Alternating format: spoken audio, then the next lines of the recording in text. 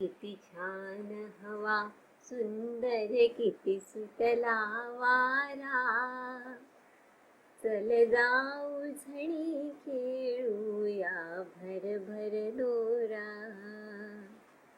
किती छान हवा बघ सर सर सर चढत जाई नभी पतंग हा भासत जणू पवन वारू गगनांगणिया. क्षणी विहरे विहगासम शोभे किती पहा, किती ओढ घेई सोडूया भर भर दोरा.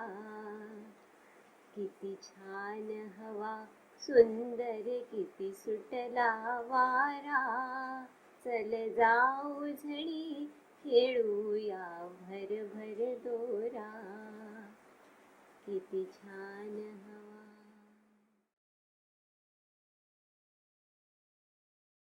उजाड माळरानावर भयाण दुपारी दुष्काळाच्या जिभा फिरलेल्या असतात.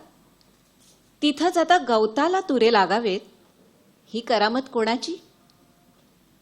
आईचा तेल माखणारा हातही पारखा झालेल्या एखाद्या अनाथ लेकराचे केस वाऱ्यावर भुरूभुरू उडताना दिसावेत तसे ज्या डोंगरांचे माथे दिसू लागतात तिथंच दाटून आलेली हिरव्यागार गवताची उतू जाणारी साय पसरवतो कोण? वाऱ्यावर डफासारखी थर्राणारी हिरवी सळसळ कुणाचं बोट धरून येते?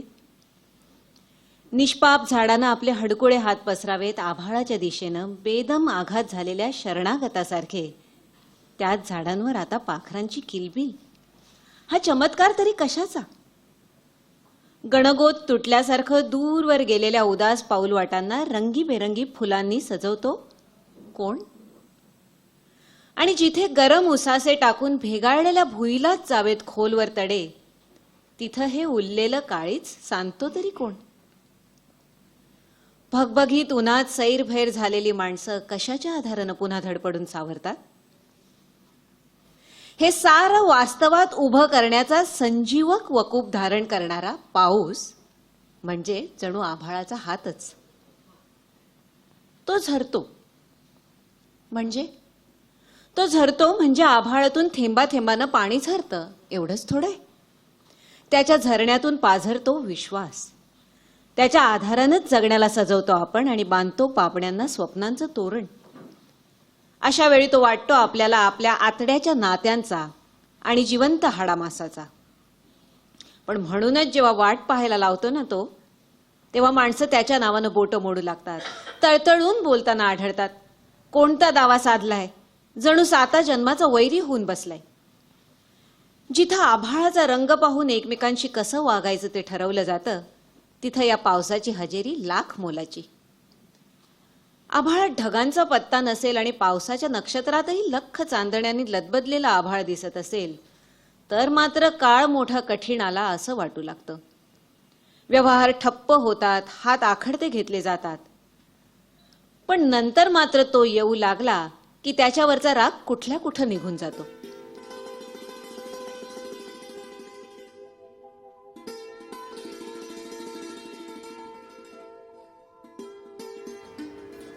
नमस्कार, अंजली आंबेकर बोलते. आज आपण उत्कर्षाविषयी बोलण्यासाठी, तिने काही लिहिलेलं वाचण्यासाठी एकत्र जमलो आहोत. अर्थात व्हर्च्युअली मला वाटतं. आणि आता that is the very much part of the pandemic. आपण सगळे त्याला यूज टू झालो आहे असं मला वाटतं. उत्कर्षाविषयी मी बोलायचं ठरवलं तर तिने काही लिहिलेलं मी वाचणार नाही आहे, पण तिच्याविषयी मला काही सांगावंसं वाटतं. म्हणजे खरं तर उत्कर्षाविषयी सांगणं म्हणजे उत्कर्षाविषयी आणि माझ्याविषयी, म्हणजे तिच्याविषयी बोलताना मी मला तिच्यातनं बाहेर काढेल असं नाही आहे. कारण she was a very much part of my life that time I think. आणि अजूनही ती कुठेतरी मला जाणवते माझ्यात असलेली. उत्कर्षाची आणि माझी मैत्री माझ्या पु ल देशपांडे अकादमीच्या पोस्टिंगच्या काळातच झाली. आणि मला वाटतं त्या अकादमीच्या पोस्टिंगच्या काळातलं ते सर्वात सुंदर पर्व होतं. म्हणजे आम्ही भेटलो, वी मेट अँड कनेक्टेड असंच ते झालं. त्याला विविध परिमाणं होती म्हटली तरी चालेल आणि नाही म्हटली तरी चालेल. कारण शेवटी नातं हे असं स्वयंभू असतं बऱ्याचदा. की आपण म्हणतो की आम्ही कलेमुळे एकत्र आलो, संगीतामुळे एकत्र आलो, कवितांमुळे एकत्र आलो, पण त्या व्यतिरिक्त मला असं वाटतं की उत्कर्ष आणि मी ॲज अ ह्युमन बिंग म्हणून जास्त जवळ आलो. उत्कर्षाविषयी सांगायचं तर तिचं एक विविधांगी किंवा एक विविध रंगी थोडक्यात म्हणू आपण असं व्यक्तिमत्व होतं. तर त्यात कलेचे अतिशय सुंदर अंश मिसळलेले होते. म्हणजे उत्कर्षा कविता कवयित्री होती, म्हणजे तिने कविता केल्या आहेत नाहीयेत यापेक्षाही एक कवी म्हणून तिचं असणं किंवा कवीसारखी जगणं, म्हणजे एखाद्या कवितेसारखं जगणं तिला फार छान सुंदर जमायचं म्हटल्यापेक्षा कविता ही तिच्यात फार आतमध्ये खूप छान मुरलेली होती. तिला शास्त्रीय संगीताची आवड होती, ती सुंदर लिहायची सुद्धा. जेव्हा मला वाटतं की मी अकादमीच्या काळात शास्त्रीय संगीतात खूप अशी होते की खूप मैफलींना जायचे, आणि एकदा मला एक असा छान प्रसंग आठवतोय की उत्कर्ष आणि मी असंच बोललो, आणि त्या दिवशी मी आणि माझी आई षण्मुखानंदला अनुष्का शंकरचा एक कार्यक्रम ऐकायला जाणार होतो, आणि माझ्याकडे योगायोगाने 3 तिकीट्स होते. तर आई आणि मी आणि तिसरं तिकीट होतं. तर उत्कर्ष मला बोलली आणि घरी गेली. तर मी लगेचच तिला फोन केला, म्हणजे उत्कर्ष सॉरी, मी तुला म्हणाले होते पण तसं झालं नाहीये, म्हणजे मी विसरले, पण माझ्याकडे अनुष्काच्या कार्यक्रमाचे 3 तिकीट्स आहेत, आपण जाऊया का एकत्र. आणि खरं तर मला लाज वाटली, कारण तर कार्यक्रमासाठी फक्त पाऊण तास उरला होता. उत्कर्ष झटकन तयार झाली आणि ती नार्वेकरांना घेऊन षण्मुखानंदला त्या वेळेत पोचली सुद्धा, आणि आम्ही तिघींनी मला असं वाटतं छानपैकी अनुष्का शंकरची मैफल सुंदर एन्जॉय केली. म्हणजे मला अनुष्का शंकरचं आजही काही ऐकताना उत्कर्षा अशी बाईकवर भिरभिरती आली आणि मस्त कार्यक्रमात गुंगून गेली, हेच दृश्य माझ्या समोर येतं. उत्कर्षाचं असं खळाळतं जगणं आणि एक समृद्ध सांस्कृतिक परिवेश मला वाटतं तिच्या नवऱ्यामुळे, म्हणजेच आमच्या अजून एक मित्रामुळे, म्हणजे श्रीनिवास नार्वेकरांमुळे तिला असा मिळाला होता.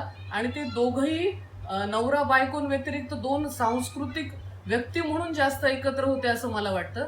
जेव्हा उत्कर्षा गेल्यानंतर त्याचा सुद्धा एक सांस्कृतिक संदर्भ आहे. जेव्हा मी उत्कर्षाला शेवटचा फोन केला तेव्हा मी तुषार भाटी यांच्या एका कार्यक्रमाला NCPA जात होते, आणि NCPAच्या कार्यक्रमाला जाताना सहजच मी तिला उबरमधून मेसेज केला की म्हटलं की I am going to miss you, I am going to attend Tushar Bhatia's programme at NCPA.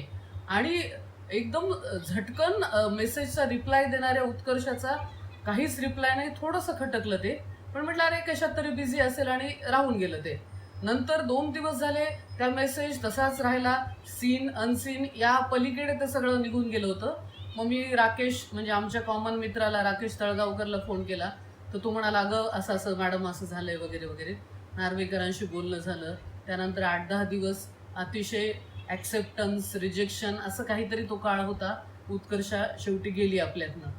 जेव्हा ह्याच तिने लिहिलेल्या सगळ्या लिखाणाचं पुस्तक करायचं ठरवलं तेव्हा अरुण शेवतेंनी सांगितल्यामुळे नार्वेकरांनी मला सांगितलं की तू म्हणजे मॅडम तुम्ही प्रस्तावना लिहाल का वगैरे.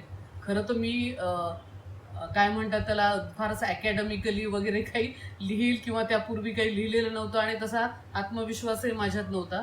पण पुन्हा वाटतं की अकॅडमिक आणि ह्या सगळ्यांपेक्षा प्रस्तावना लिहायची म्हणजे उत्कर्षाचं माझं नातं किंवा आम्ही त्या काळात जे जगलो आहेत ते क्षण एक पुन्हा पटावर मांडण्याची मला एक तर दुर्मिळ संधी मिळते, तर ती आपण घ्यायला पाहिजे. उत्कर्षाचं व्यक्तिमत्व अधोरेखित करताना ह्या सगळ्या बाबी आपण ज्या वेचक आणि मोजक्या पद्धतीने मांडू शकू, तर ते मला वाटतं माझ्या आणि उत्कर्षाच्या नात्याचा तो रियाज ठरेल आणि एक श्रद्धांजली आहे. उत्कर्षा जेव्हा होती आणि जेव्हा नाहीये या 2 बिंदूमध्ये ती कितीतरी आहे असं वाटतं मला. आणि कधीही जेव्हा संदर्भ येतात नार्वेकरांच्या मनात आणि जगण्यात, ती रोज असते आणि नसतेही, पण ते मला असं वाटतं की तिचं नसणं त्यांच्या असण्यात अशा पद्धतीने मिसळून गेलंय की उत्कर्षा शिवाय नार्वेकर 10 वर्षानंतरही तितकेच उत्कर्षामय असणार आहेत. कारण त्या नात्याचा संदर्भच मला वाटतं की ह्या समजण्याच्या पलीकडचा आहे, आणि तो फार सुंदर आहे असं वाटतं मला की त्यांनी ज्या पद्धतीने तिचा सांस्कृतिक आशय, तिच्यामधलं ते सांस्कृतिक सौंदर्य, तिचं जगणं, तिचं असणं, तिचं कोसळणं, तिचं भारून जाणं, हे त्यांनी ज्या पद्धतीने सुंदर जपलंय, मला वाटतं ही फार मोलाची गोष्ट आहे. आणि उत्कर्षा मला माझ्यासाठीही तशीच वाटते. उत्कर्षा माझ्यासाठीच नव्हे तर तिच्या आयुष्यात ती ज्यांच्या ज्यांच्या आयुष्यात आली आहे त्या सर्वांसाठी एक असं मोरपिसासारखं अलगद काहीतरी त्यांच्या मनावरती फिरवून गेली आहे की प्रत्येक असा विव्हळणाऱ्या आनंदाच्या सगळ्या आठवणींमध्ये उत्कर्षा असतेच आणि असतेच. थँक्यू.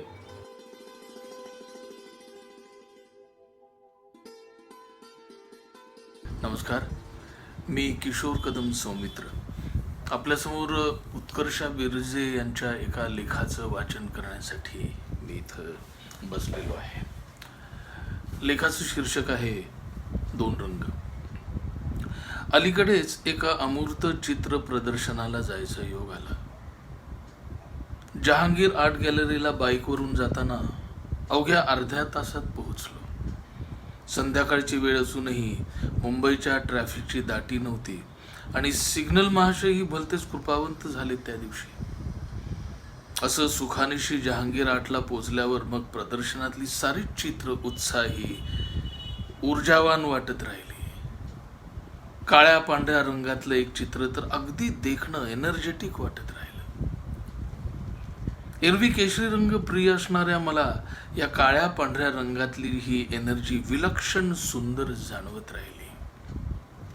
चित्रकर्त्यांनी अमूर्त चित्र कशी पाहावी तर मनाची पाटी कोरी ठेवून असा आशय असलेलं भित्तीपत्र चित्र प्रदर्शनाच्या सुरुवातीलाच लावून ठेवलं होतं. तिथं विनासायास न येता ट्रॅफिक जॅम, कर्णकर्कश हॉर्न, ट्रॅफिक पोलिसाशी वादावादी असं काही करून आम्ही पोचलेलो असतो तर चित्रामधली तीच एनर्जी जाणवली नसती. असं म्हणतात चित्रकर्तीनेही त्या मताला दुजोरा दिला. चित्र काय, कविता काय, आपल्या मनाच्या अवस्थेनिशी त्यातले अर्थ बदलतच जातात ना. मग तिथं मोरपिशी निळ्या किंवा लाल मातकट रंगाचं कॉम्बिनेशन असलेलं खंड्या पक्षाची आठवण करून देणार चित्र पाहताना त्यातला ब्रॉन्झ रंगाचा मेटॅलिक स्ट्रोक गतिमानता दाखवत राहिला.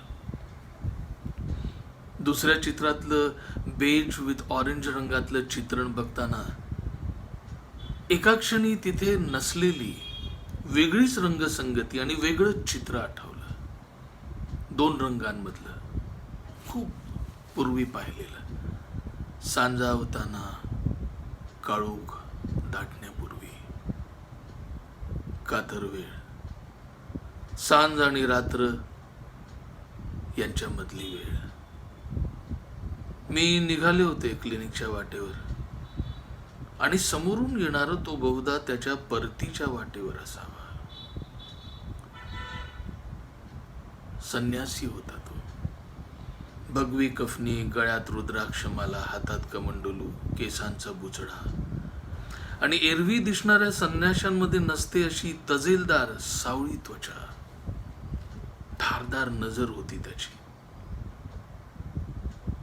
पण काहीसा स्वतःमध्येच मशगूल असा, विचारांमध्ये हरवल्यासारखा. त्या ऊर्जस्वी चित्रात त्याच्या तेजस्वीपणाखेरीज आणखीही काहीतरी होतं. ते जाणवलं नव्हतं, पण नजरेत येऊनही बहुधा दुर्लक्षित गेलं असावं माझ्याकडून. एव्हाना तो आणि मी आम्ही परस्परांना ओलांडून गेलो होतो. काय होतं ते, जे मी पाहूनही लक्षात येत नव्हतं.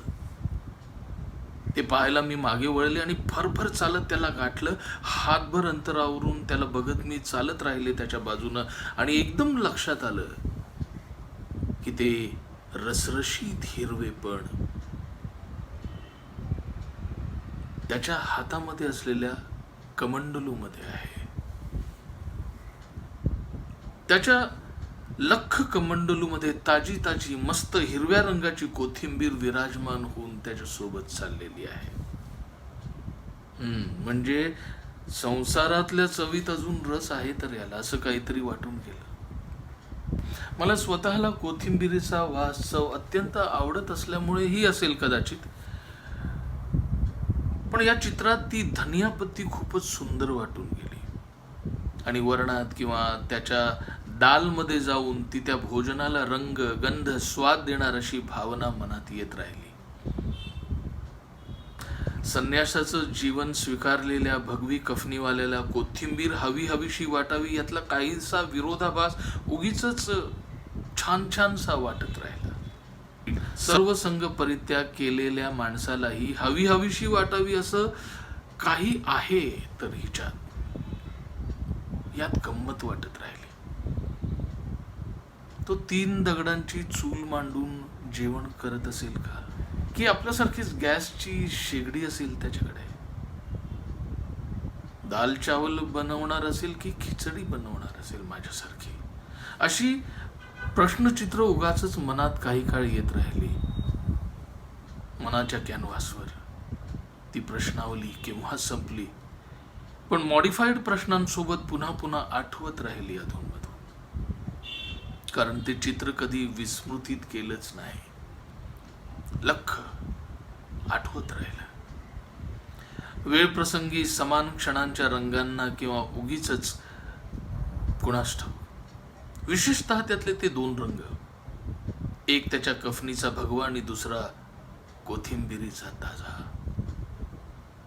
भगवेपणातलं निस्संग हिरवेपण सांगणारं चित्र वाटलं मला ते. त्या भगवेपणाच्या छटा इतर संन्याशांच्या त्यांच्या कफनीआडच्या इतर रंगांची रादर रंगाढंगांची जुळलेल्या नसल्यानं ते एक स्वतंत्र चित्र आहे. स्वतःचं वेगळेपण जपणारं 2 रंगांचं, 2 वृत्तींचं. नंतर कधीतरी त्याला अजून एक चित्र जोडलं गेलं कवितेतलं, रॉय किणीकरांचं उत्तर रात्र वाचताना जे डोळ्यासमोर आलं होतं. घाटावर होती वाळत छाटी भगवी, घाटावर होती वाळत छाटी भगवी, दोरीवर होती वाळत साडी हिरवी. हा चिलिम फुंकीत म्हणतो बघ संन्याशी, देवाला देईन या दोरीवर फाशी. इथंही पुन्हा तेच 2 रंग. मग त्या रंगांमधले काही प्रश्न दाटत राहिले, उत्तरं सुचत राहिली. कधी ते रंग कळत राहिले, कधी बदलत राहिले. घाटावरचे संन्यासी म्हणजे त्यात जोगी आले, भोगी आले, हौशे नवशे गवशे आले. हा कुठला असेल? चिलीम फुंकत देवाला त्या दोरीवर फाशी द्यायचा विचार करतोय म्हणजे तऱ्हेवाईक विद्वान असावा, बाय चॉईस जोगी झालेला. आणि त्या साडीची मालकीण कशी असेल? तरुण सुंदर की प्रौढा वृद्धा? कदाचित नातही असेल त्यांचं, त्याची आई. छे, नसणारच नात्यातली. घाटावर कशाला येऊन राहील मग मोकळ्या आभाळाखाली ती? पण त्याची कुणीही नसली, तरुणी असली, मध्यम वयाची स्त्री असली तर मग ती साडी वाळत घालतानाची तिच्या बांगड्यांची किणकिण ऐकू आली असेल का त्या साधूबाबाला? की वेगळा जाणवलाच नसेल तो ध्वनी घाटावरच्या कोलाहलात? की ऐकूनही भवतालातलाच एक आवाज, अजून एक असा नि एवढाच ठसा उमटला असेल त्याचा? एका क्षणी वाटलं नवरा असा जोगी बनून बसलाय म्हणून त्याची साथ न सोडता सावलीसारखी असेल ती, आणि त्याच्या परतीची आशा लावून बसताना स्वतःच निस्संग होत गेली असेल ती. आणि तो देव नावाच्या संकल्पनेला, त्याच संसारिकतेच्या दोरावर फाशी द्यायला निघालेला, तो कशाचा शोध घेत तिथं थांबला असेल? मला वाटलं तिथं तिचं असणं म्हणजे कदाचित दुनियेतला व्यवहारही असू शकेल. तिथं घाटावरच काही बाई किडूक मिडूक हवं नकोचं आध्यात्मिक गरजांचं दुकान असेल कदाचित तिचं. म्हणजे कुंकू, हळद, प्रसाद, माळा, फुलं, यातलं काहीही ती विकत असेल. आणि दोरीवर आपल्यात लुगड्या शेजारी कुणाचे कुठले कपडे वाळताहेत याच्याशी देणं घेणं सोयरसूतक नसेलही तिला कदाचित. म्हटलं तर त्या बंदिस्त चौकटीतलं ते मूर्त चित्र. पण त्यातले मूर्त असूनही अमूर्त रंग आजही खेचून घेतात, आकर्षित करतात, मला विचार करायला लावतात. कधी व्यावहारिकता आणि परमार्थ यांचं ऐहिक जगातलं दोरीवर टांगलेपण दाखवतात. कधी गृहस्थाश्रम आणि संन्याशीपण यांचं एकाच पातळीवर येऊन मोकळ्या आभाळाखाली घाटावर नांदणं दाखवतात. त्या चित्रातलं त्याचं संन्यासीपण एकांतिक न वाटता संसारात राहूनही निस्संगी जिवंत वाटत राहतात. कधी वाटतं यातला एक रंग दुसऱ्यात मिसळून जाईल. मग ते चित्र शाश्वत असेल का? त्या चित्रातलं सत्य शाश्वत असेल का? असे शक्यतांचे अनेक रंग मनाच्या कॅनव्हासवर उमटत राहतात, रेंगाळतात, विरून जातात. पण त्या साऱ्याच्या बावजूदही त्यातले ते रंग जाणीवेत कायम राहतात. अस्सल कवितेच्या किंवा चित्राच्या अभिजाततेसारखे वेगळे अर्थ घेऊन येतानाही आपला स्वतःचा रंग न सोडणारे, आपला स्वतःचा रंग न सोडणारे. धन्यवाद.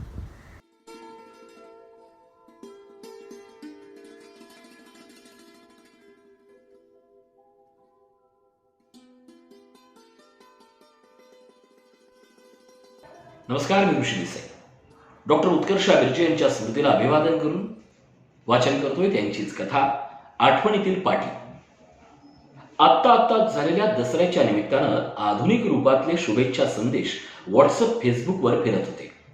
आपट्याचं सोनं, रावणाचं दहन, दुष्टावर सृष्टाने मिळवलेला विजय, सीमोल्लंघन, शस्त्रपूजन, रामाचं नगरप्रवेश हे सारं होतंच.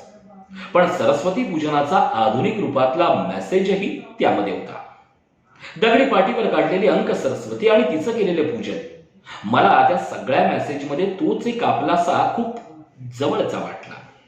काळी पाटी, श्वेत रंगातील अंक सरस्वती, त्यावरलं ते केशरी झेंडूचं फूल आणि वर वाहिलेल्या गंधाक्षता. दसरा संपला, पण ती पाटी मात्र मनात रेंगाळत राहिली.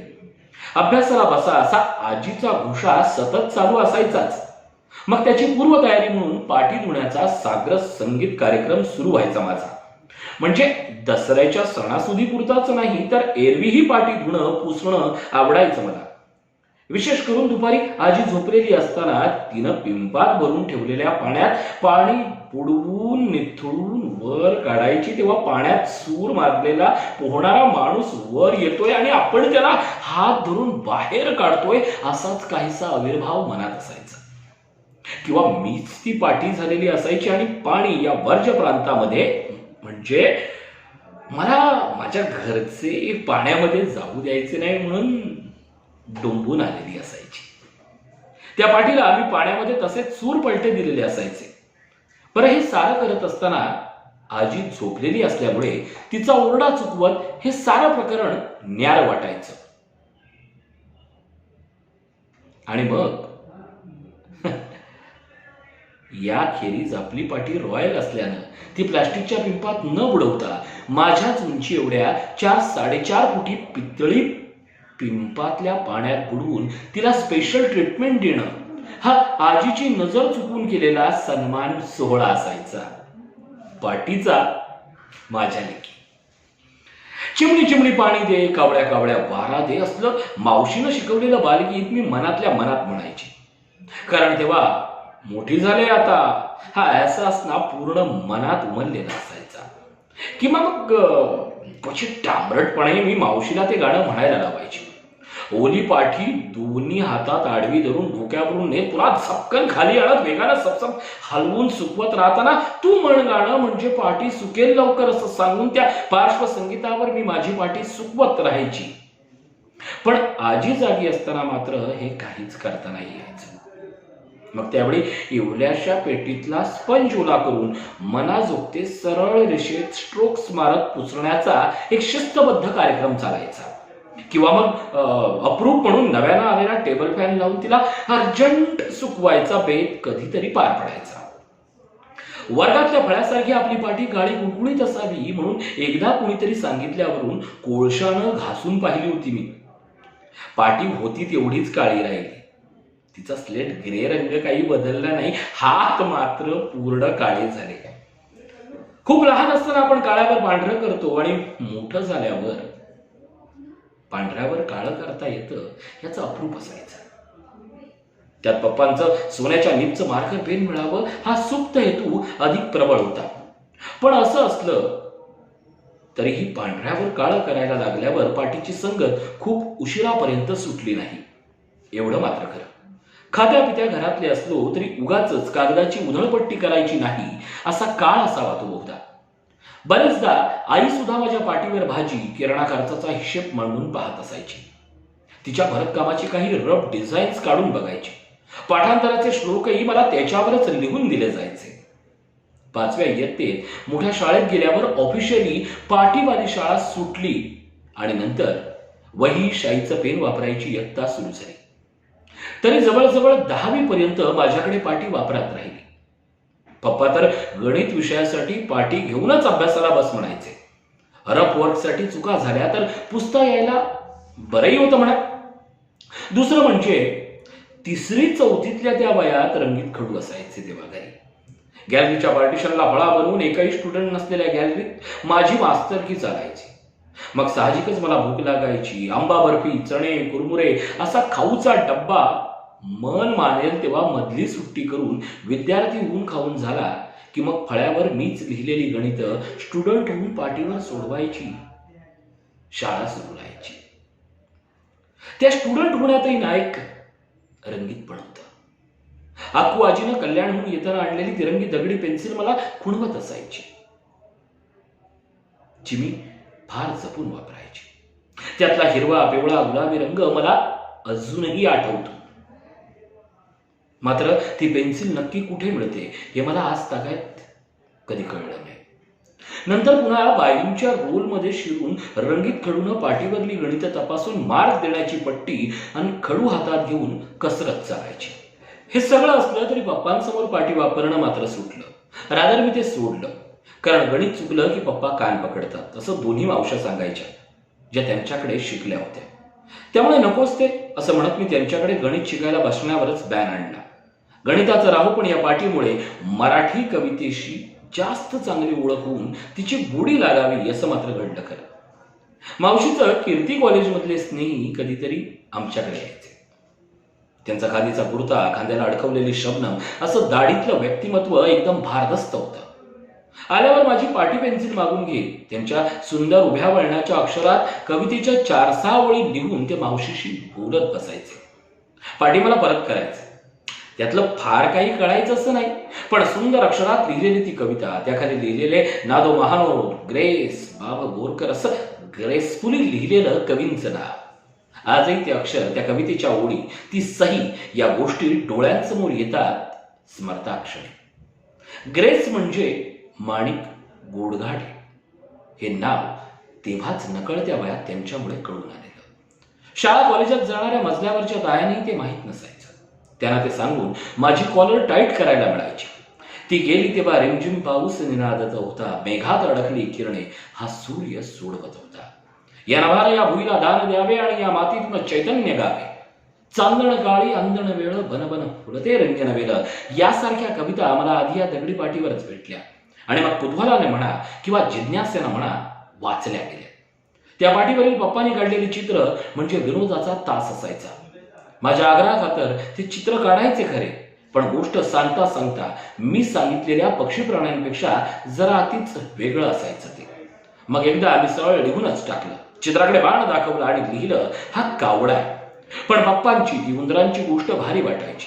एम नावाचा माणूस, त्याला 80 रुपये पगार, त्याला झालेलं 4,444 रुपयांचं कर्ज, तो जातो आईकडे मागायला. आई घालते पिकटात लात, मग तिथे तोपर्यंत त्या उंदराची शेपटी आकाराला यायची. पत्र्याची जोड पाटी घरात असूनही तिच्याशी फार मैत्र जुळलं नाही. त्याचं महत्वाचं कारण म्हणजे सगळी उजळणी तिच्यावर लिहून काढावी लागेल हा संभाव्य धोका. म्हणून त्या वाटेला जाणं झालंच नाही.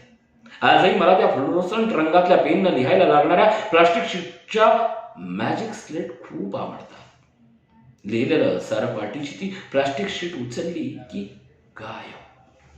हा प्रकार आवडतो मला. मनातले स्ट्रोक्स मारायला खरंच आणलं पाहिजे. ती एखादं रेखाचित्र, एखादी अक्षरयात्रा करावी आणि पुसून टाकावी. याच्या मजेसाठी हाताच्या पाट्या म्हणजे पोरवयातच हाती आलेले टॅब, मोबाईल या अशा अत्याधुनिक, पण त्यावेळी रमाबाईंनी गिरवलेली धूळपेटी, धान्यपेटी आठवते. एरवी काउन्सिलिंग करताना पेशंटना किती सहजपणे सांगतो आम्ही, आधीच सगळं पुसवून टाका, मनाची पाटी कोरी करा, मग नवं काही लिहू जाल आयुष्यात. पण आता लक्षात येत आहे, त्या दगडी पाटीचंही एक स्थान आहेच की मनात. तिच्यावरल्या अक्षरासहित, चित्रासहित आणि खरं तर अक्षर न उमटताही अक्षर असलेला. आजही अनेकदा वाटतं, दुकानात शिरून दगडी मिळते का ती पहा. दुकानदाराचा चेहरा दगडी होईल, प्रश्न ऐकता क्षणी हा भाग वेगळा.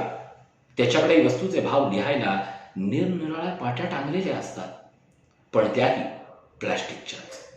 पण दगडी पाटीचा गारवा त्यात कुठं असायचा. हाताच्या तळव्याने पाटीचा तो गारवा शोषून घेतल्यागत मी तिच्यावर तळवे ठेवून झोपायची ते आठवतंय. पाटी गेली, पण तो गारवा तसाच आहे मनात.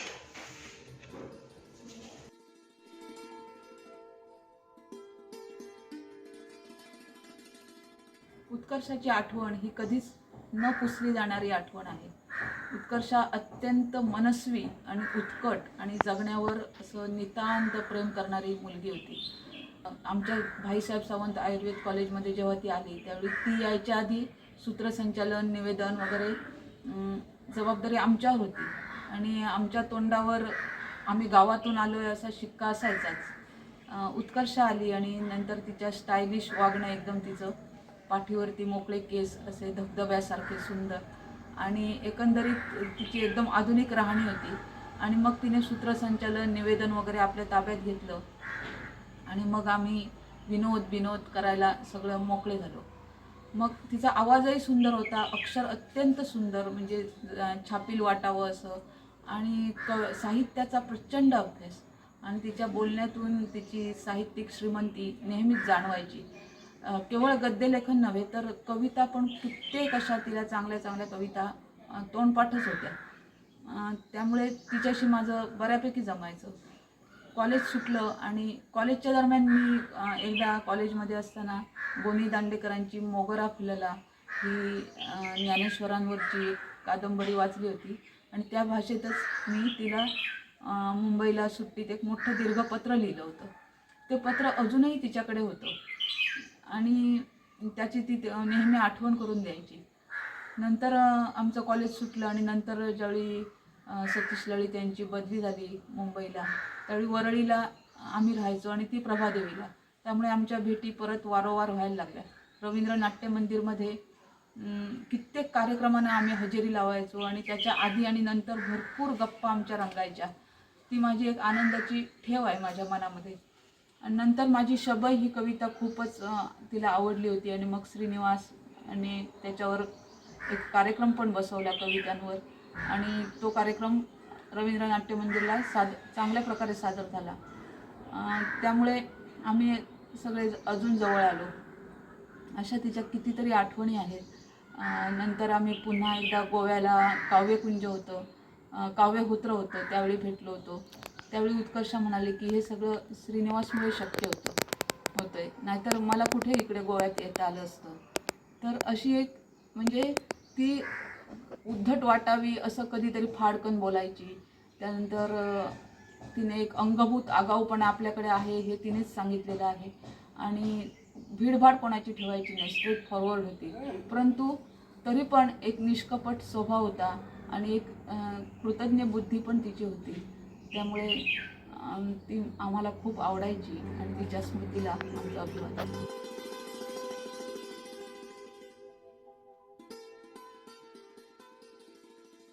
नमस्कार रसिक हो.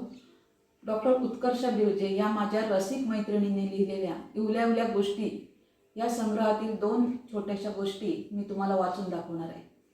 पहिल्या गोष्टीचं नाव आहे सर्टिफिकेट. डॉक्टर एक सर्टिफिकेट हवं होतं. क्लिनिकच्या जवळ राहणारा एक कॉलेजवयीन मुलगा सांगत आला. त्याची आई, आजी, मामा हे माझे अधूनमधून येणारे पेशंट. कसलं? मी 2 महिने आजारी होतो म्हणून कॉलेजला जाऊ शकलो नाही. तुमची ट्रीटमेंट घेत होतो असं लिहिलेलं. अरे हे रे काय काय केलंस मग कॉलेजला 2 महिने न जाता? यावर आलेलं अभ्यास करत होतो लायब्ररीत बसून हे उत्तर किती प्रामाणिक होतं हे आम्हा दोघांनाही, त्याला आणि मला चांगलंच माहीत होतं. अच्छा, म्हणजे खोटं खोटं लिहून द्यायचं आहे का मी? हो ना, परीक्षेचा फॉर्म देत नाही आहेत मला. प्लीज लिहून द्या ना. बरं, तू त्याचे चार्जेस देणार आहेस का मला? हो देतो ना. सुखवस्तू घरातल्या त्याला ते फारसं अवघड नसावं. 1000-1200 पॉकेट मनी त्याला सहज मिळत असावा. मी खतरूड मोडवर जात डेली बेसिसवर रक्कम द्यावी लागेल हो मला. रोजचा किती पॉकेट मनी मिळतो रे तुला असं विचारताच तुम्ही सांगा तर, असं तो बेफिकिरीने म्हणाला. मग मात्र आई, आजी, मामा यातल्या कुणाला तरी घेऊन ये, किती चार्जेस होतील ते सांगते त्यांनाच. हे सांगितल्यावर फारच गांगरून गेला बिचारा. 1000 रुपये माझ्यासमोर ठेवत प्लीज प्लीज द्या ना सर्टिफिकेट असं चिंतातूर बेअरिंगने म्हणत राहिला. आणि मी बधत नाही असं म्हटल्यावर निमूट उठून निघूनही गेला, कदाचित दुसरा चांगला डॉक्टर शोधण्यासाठी. डॉक्टर झाल्यावर डॉक्टर म्हणून काय काय लिहावं लागतं याचा हा दिव्य नमुना. हॉस्पिटलला असताना पेशंट सर्रास येऊन सांगायचे, 4 दिवसांची सुट्टी हवी आहे, गावी चाललोय भावाच्या लग्नाला, एक सर्टिफिकेट लिहून द्या ना. त्यावर नाही हो असं नाही देता येत असं म्हटल्यावर ते अमुक तमुक डॉक्टर देतात ना असं त्यांच्या उत्तरावर मग त्यांच्याकडूनच घ्या असं उत्तर देत आम्ही रवानगी करत असू. स्वतःच्या क्लिनिकमध्ये आल्यावर तर ही डॉक्टर येईल अशी सर्टिफिकेट्स देत नाही अशी नामसे बदनामच होते मी एरियात. पप्पांचे राज्य कामगार विमा योजनेचे पेशंट अगदी जुन्या ओळखीच्या हक्कानं अधिकारवाणीनं माझ्याकडे सुट्ट्या मागायचे. आणि अर्थातच या सगळ्यांमधले धोके माहीत असल्यामुळे मी कधीच तसं केलं नाही. पर्यायाने राज्य कामगार विमा योजनेची रुग्णसंख्या माझ्याकडे कितीतरी कमी होती आणि असलेल्या संख्येलाही विनामोसम गळती लागलेली असायची. यातले काही तर सरळ हिशोबच मांडून दाखवायचे. हे बघा डॉक्टर, आमचा पगार दिवसाला 200-300, आता दिलीत 10 दिवसाची रजा तर आम्हालाही 2-3 हजार मिळतील, कामही होईल आणि आम्ही तुम्हाला देणारच की काहीतरी त्यातलं असं म्हणताना माझा नकार कायम असणार हे त्यांनाही ठाऊक असायचं. माझ्या एका डॉक्टर मित्रानं तर विमा प्रॅक्टिसच्या पुणा डॉक्टरांची किती चांगली झाली याचे दाखले देत टक्केवारीचं गणितच मांडून दाखवलं होतं मला. तो म्हणाला, काय हरकत आहे घ्यायला, त्यांचंही काम होतं आणि आपलंही. अरे पर्सेंटेज घेऊन थोडाच बंगला बांधणार आहे मी असं जे पेशंटना ऐकवायचे तेच उत्तर त्यालाही सांगावं लागत होतं मला. शाळा कॉलेजमध्ये असताना विघातक प्रवृत्तीचे आणि सरळ मार्गी अशा सगळ्याच विद्यार्थ्यांना सरसकट घाऊकमध्ये बोनाफाईड सर्टिफिकेट, कॅरेक्टर सर्टिफिकेट कसं देतात हे त्यातल्या ही किंवा शी बिअर्स अ गुड मॉरल किंवा गुड कॅरेक्टर या ओळीचा अर्थ काय किंवा आवश्यकता काय हे तेव्हा खरं तर अजूनही कळलेलं नाही मला. प्रॅक्टिसच्या सुरुवातीच्या काळात तर मेडिकल सर्टिफिकेटच्या एका प्रकारानं मला अवाकच करून टाकलं होतं.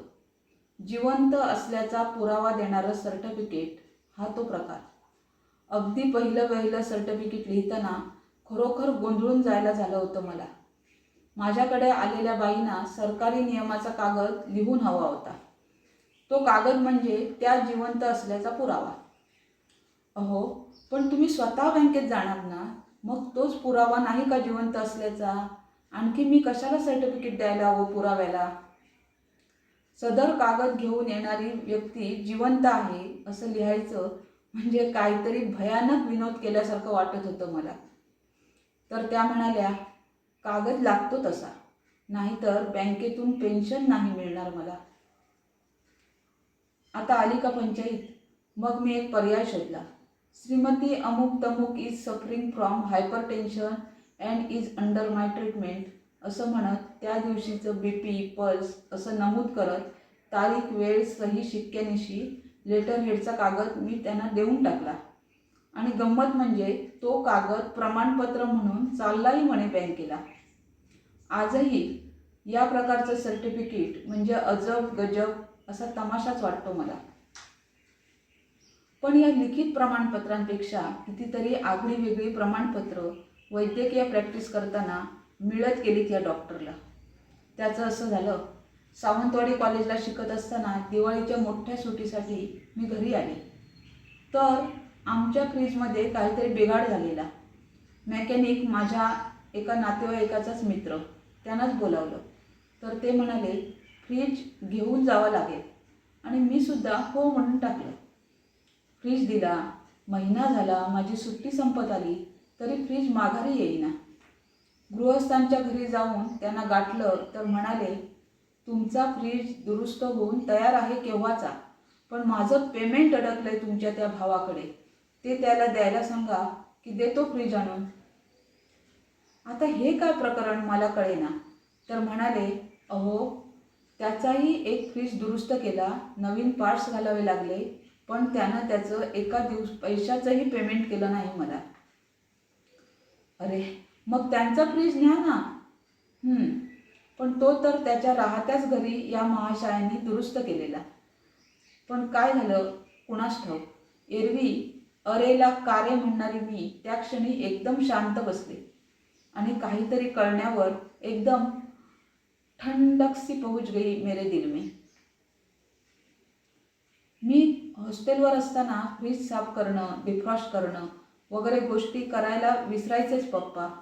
आणि त्या फ्रीजचा वापर 4-4, 5-5 दिवस शिळंपाकं अन्न ठेवून खाण्यापुरता सोडला होता. अनायसे सुंठी वाचून खोकला जातोय यानं असं एकदम हायसं वाटलं जीवाला.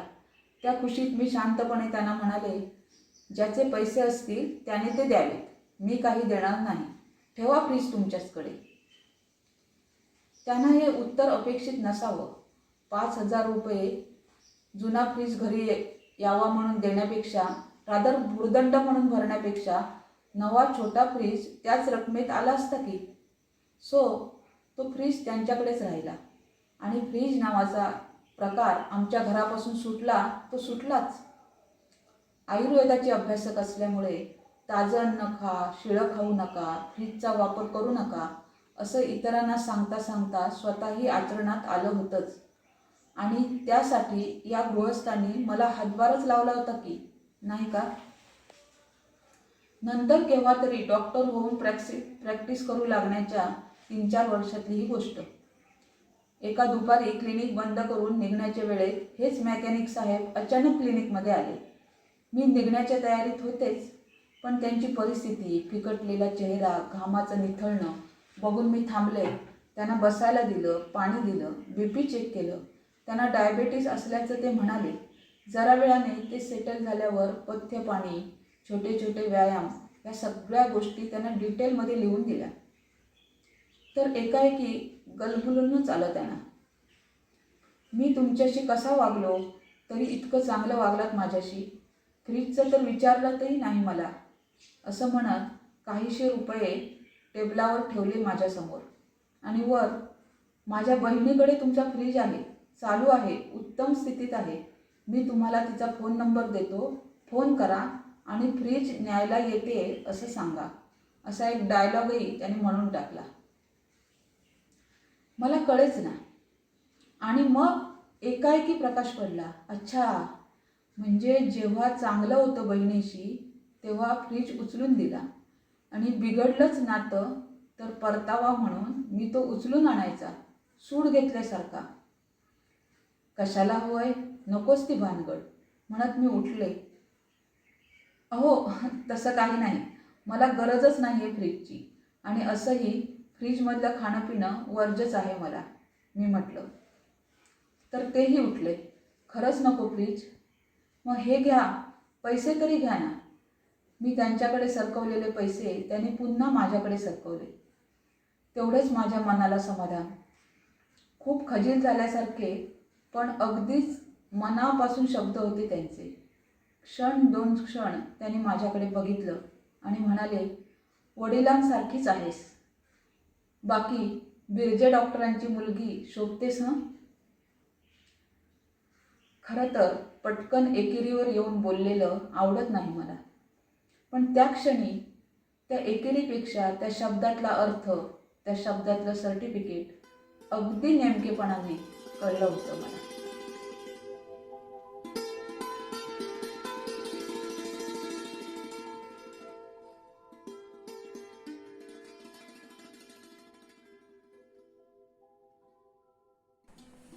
Happy doctors day.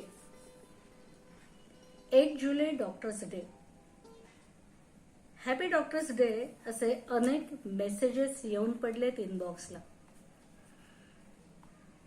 पण डॉक्टर असण्यातल्या मर्यादांची, न झालेल्या ऍडमिशनची गोष्ट या वातावरणात सकाळपासून आठवतीये मला. आज सकाळपासून आभाळ भरून आलंय, पाऊस कोसळतोय, म्हणूनही असेल कदाचित. कितीतरी वर्ष होऊन गेली त्या गोष्टीला. महाशिवरात्रीचा दिवस होता. सकाळपासून आभाळ भरून आल्याची झाकोळ दाटलेली. अनपेक्षितपणे वातावरणात सुखद गारवा आल्यानं दिवस उत्साहात गेलेला. हॉस्पिटल कॅम्पसमधल्या झाडांना कृष्ण हिरवेपणाचा लोभस रंग आलेला, नजरेला सुखावणारा. आणि संध्याकाळी तर पाऊस सुरू झाला. बिना मोसम अविरत चांगला जोमात बरसू लागला. अशा वेळी साऱ्यांना वाटतं, तसंच माझंही झालं. मी कॅज्युअलिटीत माझ्या मैत्रिणीकडे गेले. तिथून पाऊस बघण्यातली मजा काही वेगळीच असायची. पाऊस बघत झाडापानातून निथळणारं त्याचं गाणं ऐकत मस्तपैकी अद्रकवाली चाय एन्जॉय करण्यासाठी कॅन्टीनला फोन लावला. आतमध्ये कोरडं बसलेलं असतानाही ती पाऊसगाज, तो आसमंतात भरून राहिलेला गारवा आम्हाला सुखावत होता. हातात चहा असताना तर त्यातल्या प्रत्येक घोटागणीत घसा शेकताना चहाची चव जिभेवर अनुभवताना सुख सुख म्हणतात ते हेच, असा सारा माहोल झालेला. कॅम्पसमधल्या झाडाझाडातून पाऊस मनसोक्त कोसळत होता.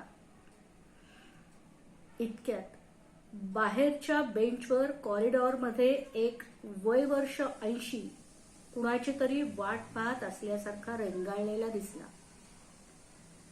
वाटलं पाऊस थांबण्याची वाट बघत बसलेला आहे. पण देहबोलीवरून तो खूप अस्वस्थ दिसत होता. त्याचा चेहरा आमच्या दिशेनं होता. नजरेतला केविलवाणा हताश भाव चेहऱ्याच्या प्रत्येक सुरकुतीत दाटून आलेला. काय झालं असेल असं वाटतंय इतक्यात तो आत आला कॅज्युअलिटीमध्ये. माझ्या मैत्रिणीसमोर म्हणजे सीएमओ समोर काही न बोलता हात जोडून उभा राहिला. ती म्हणाली, मी तुम्हाला सांगितलं ना कुणाला तरी बरोबर घेऊन या म्हणून. कुणी आलं तरच ऍडमिट व्हायचा पेपर देईन मी. आता बसा बाहेर. तांत्रिकदृष्ट्या ती अगदी परफेक्ट बोलत होती. आजवरचा अनुभव असा की बरेच जण अशा म्हाताऱ्या कोताऱ्यांना खोटा पत्ता देऊन ऍडमिट करून जातात, ते पुन्हा कधी इथे न फिरकण्यासाठीच. आणि ही माणसं कितीतरी महिने हॉस्पिटलमध्येच ऍडमिट राहतात, एक बेड अडवून राहतात. मग बरेचदा पत्ता शोधत एखाद्या वॉर्ड बॉयला पाठवावं लागतं. कारण वार्धक्यातल्या त्या स्थितीमध्ये त्यांना एकट्याला डिस्चार्ज देऊन सोडणंही शक्य नसतं. कधी पत्ता दिलेलं घरच नसतं, तर कधी ते सापडलंच तर त्याला टाळं असतं. अगं त्यांना काहीच झालेलं नाहीये. आज छप्पर गळतंय, घरात जागा नाहीये झोपायला म्हणून ते आलेत. पावसामुळे पाणी साठलंय घरात. अवेळच्या पावसानं घर विस्कटून टाकलं असणार हे कळत होतं तिलाही. पण तेवढ्यासाठी त्यांना ऍडमिट करून घ्यायचा रिवाज हॉस्पिटलमध्ये कसा असणार. बरं, ती काही इमर्जन्सी केस नव्हती. कॅज्युअलिटीतून डायरेक्ट वॉर्डला ऍडमिट करून घ्या असा शेरा देणारा केस पेपर काढायला. बरं, त्यातही असं होतं. असा ऍडमिशन पेपर पाठवला तर हाऊस पोस्ट करणारे डॉक्टर्स, मॅडम याला ऍडमिशनची काय गरज होती, कॅज्युअलिटी ट्रीट करून उद्या ओपीडीला बोलवायचं ना, असं सांगत आले असते. त्यामुळे सीएमओ मैत्रिणीचं नियमांमध्ये राहणं चांगलं समजू शकत होतं मला. मैत्रिणीची ड्युटी संपली आणि आम्ही तिथून निघालो. माझा पोरगा येतोय म्हणणाऱ्या म्हाताऱ्याचं रात्री 10 वाजेपर्यंत कुणीही आलं नव्हतं. नंतर आलेल्या कॅज्युअलिटी मेडिकल ऑफिसरनं त्याला ऍडमिट करून घ्यायचा सवालच नव्हता.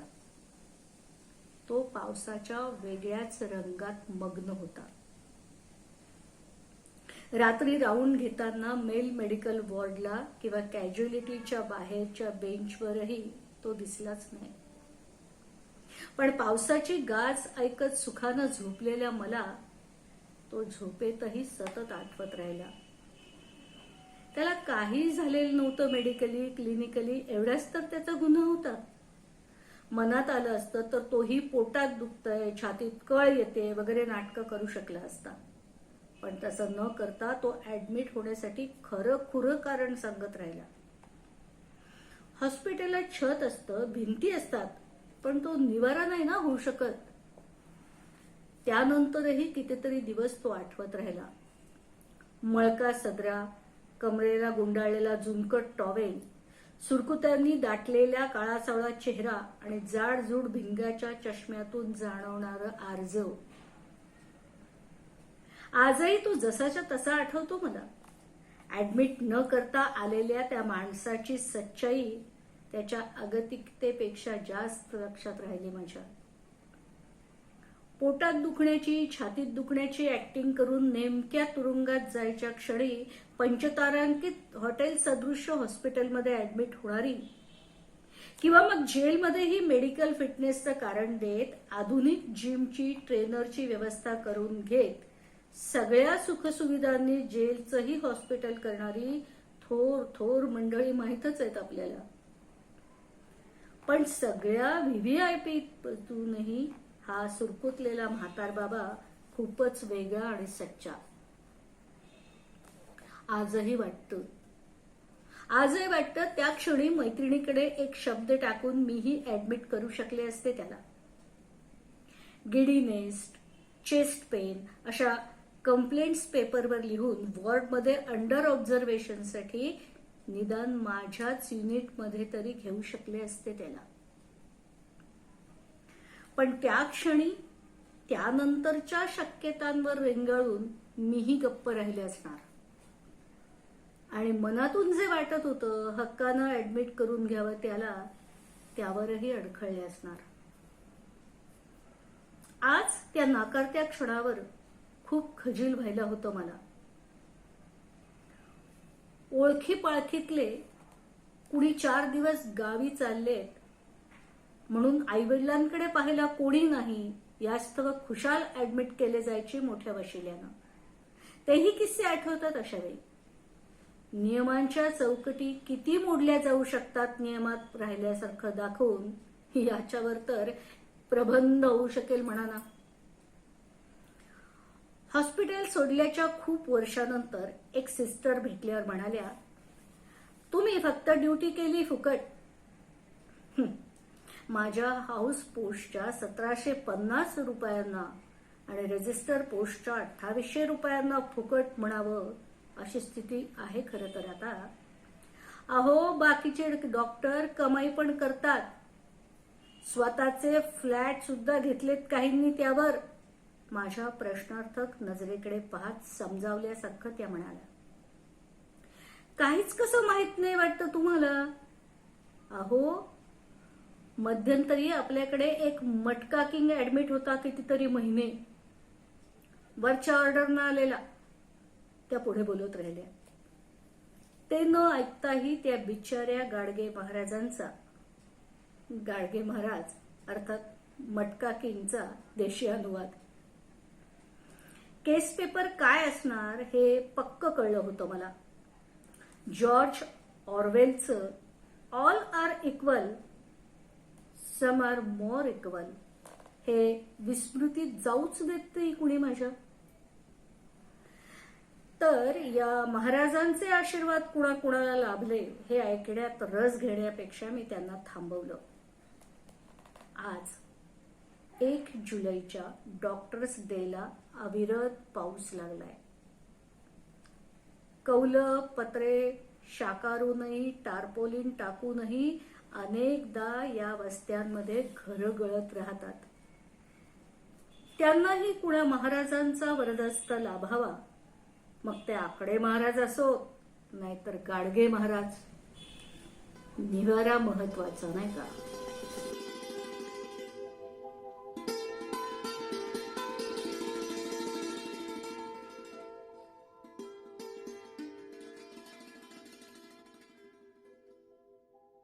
लगीन गोष्टी. अगदी अलीकडे आमच्या एका सांस्कृतिक कार्यक्रमाचं निमंत्रण ब्रॉडकास्ट मेसेजने व्हॉट्सअपला पोस्ट केलं आणि त्याला उत्तर म्हणून हॉस्पिटलला मी रजिस्ट्रार असताना माझ्या हाताखाली काम केलेली हौसमन मैत्रीण टायपिंग स्टेटसला दिसू लागली. अजून तू सांस्कृतिक कलेच्या क्षेत्रात काम करते आहेस याने बरं वाटलं असं म्हणून, डीपी छान आहे साडीतला, मी तुला कधीच साडीमध्ये पाहिलं नव्हतं, अशी तिची स्माइली आली. त्यावर उत्तर म्हणून, अगं जुना आहे गणपतीतला, असं म्हणून मी आमच्या लग्नातला एक फोटो अर्थातच साडीतला तिला पाठवला. सोबत मेसेज, ये ले तू भी क्या याद करेगी. आता ढतल्या ढ माणसालाही कळलं असतं की श्री आणि सौ असा आमचा फोटो येतो, पण ती खूपच साधी आहे. हा कोण? नवरा? अगं तू इतक्या पोस्ट लाईक करतेस माझ्या, त्यात असतोच ना तो. हो, पण तो तुझा नवरा आहे हे माहित नव्हतं, तिचं प्रांजळ उत्तर. लग्नानंतर मी नाव बदललं नसल्याने किंवा आहे त्या नावापुढे नवऱ्याच्या नावाची जोड दिली नसल्यामुळे बऱ्याच जणांचा हा समज होतो खरा. कधी केलंस लग्न? जुनं झालं ग ते, जमाना झाला. घर, संसार, क्लिनिक यातनं वेळ काढून ती बोलत असावी. 2-1 मिनिटात आवर्त घेताना म्हणाली, खूप आनंद झाला, तू सेटल झालीस. यावर मी करणाऱ्या खूप साऱ्या स्माइली पाठवल्या. त्या स्माइली म्हणत होत्या, म्हणजे मी MD केलं, 19 वर्ष कन्सल्टिंग करतीये, मधली काही वर्ष कॉलेजला लेक्चरर होते, तेव्हा मी सेटल नव्हते. म्हणजे लग्न केलं नसतं तर आयुष्यभर तिच्यासाठी मी सेटल न झालेल्यातली बिचारी ठरणार होते. एरवी दुसरं कोण असतं तर डिबेट झालं असतं या विषयावर, पण ही मैत्रीण नको इतकी साधी असल्यामुळे तिच्या शब्दांमधली आत्मीयता, भावना मी समजू शकले आणि स्माइलींवरच थांबले. तरी खुमखुमी आली होती विचारण्याची, जगप्रसिद्ध गायनॅक डॉक्टर इंदिरा आहुजा या सुद्धा अविवाहित, म्हणजे त्याही अजून सेटल नाहीत. पण आपल्या समाजाची अजूनही हीच मानसिकता आहे. स्त्रीनं लग्न हे करायलाच हवं. मग मुलं बाळं, बारशी, मुंजी, पुन्हा त्यांची लग्न, असं सगळं चक्र म्हणजे झाली आयुष्याची इति कर्तव्यता. मग ती अंतराळवीर असो की जगप्रसिद्ध खेळाडू असो, सोशलिस्ट असो, कितीही वेगळ्या वाटेवरचं करिअर करणारी असो, यातून काही तिची सुटका नाही. या लग्न प्रकारातला क्लिनिकमधला एक किस्सा तर हसावं की रडावं या स्थितीला नेणार आहे. एक पेशंट औषध घ्यायला यायचा आणि बोलत बसायचा. एकदा औषधं लिहून दिल्यावरही तो रेंगाळला. काही राहिलंय का विचारायचं? असं विचारताच म्हणाला, तुम्ही रागावणार नसाल तर एक विचारू? हो विचारा ना. मला वाटलं त्याला त्याच्या व्याधीबद्दलच आणखी काही पर्सनल सांगायचं असेल. तर त्यांचं सुरू झालं, नाही बऱ्याच दिवसांपासून विचारायचं होतं, तुमचे मिस्टर साऊथ इंडियन आहेत का? माझ्यासाठी हा प्रश्न अनपेक्षित होता, त्यात ते मिस्टर. तरीही शांत राहत, नाही हो मी अनमॅरिड आहे, असं म्हणता क्षणी त्याचा चेहरा खुलला. अरे बापरे, आता मी दचकले. पण मला विचार करायला वेळ न देता तो म्हणाला, तरी मी म्हणालोच बायकोला डॉक्टरांचं लग्न झालेलं नसणार. आता या खुश व्हायचं कारण ते काय ते मला अजूनही कळेना. वर स्पष्टीकरण देत म्हणाला, नाही म्हणजे साऊथ इंडियन लोकांमध्ये असंच मंगळसूत्र असतं ना. हा, आता माझ्या लक्षात आलं माझ्या गळ्यातला गोफ. तो त्याला साऊथ इंडियन मंगळसूत्रासारखा वाटला होता. तर तितक्यात मुद्द्यावर येत तो म्हणाला, अहो मी स्थळं बघतो ना. अरे देवा, आली का पंचायत. पण असं न बोलता मी म्हटलं, पण तुम्ही कंपनीत काम करता ना? हो करतो, पण हा जोडधंदा आहे माझा. अगदी स्थळं पाहण्यापासून ते हॉल, कॅटरिंग, लग्नाचा मुहूर्त, भटजी सगळं बघतो मी. म्हणजे सगळं तयार होतं 99%. उरलेल्या 1% येणाऱ्या मी फक्त हो म्हणायचा अवकाश होता. नॉट इंटरेस्टेड असं स्पष्टपणे सांगून टाकताच हिरमुसला बिचारा. पण दुसऱ्या वेळी येऊन चक्क गळच घालू लागला. घ्या हो लग्नाचं मनावर, मलाही 2 पैसे मिळतील त्यातून. आता याला पैसे मिळावेत म्हणून मी लग्न करायचं. आहे की नाही वाखाणण्याजोगं साहस. शेवटी ते प्रकरण मी माझा ठेवणीतला आवाज लावून मिटवलं कायमचंच. पण हे सगळे किस्से बरे म्हणावेत असाही एक प्रसंग घडला. MD झाले. महिन्याभरात पप्पा गेले. पप्पा गेल्याच्या महिन्याभरात मला एक पत्र आलं अंतर्देशीय. एका 2 ओळींमध्ये पप्पांचं वर्णन, नंतरच्या 4 ओळीत माझं सांत्वन, मग वास्तवाची जाणीव करून देणारं लेखाण, खंबीर हो वगैरे वगैरे सांगणारं. आणि नंतर तुझ्या संसाराचं तारू मार्गी लागावं इत्यादी इत्यादी जुन्या धाटणीची भाषा.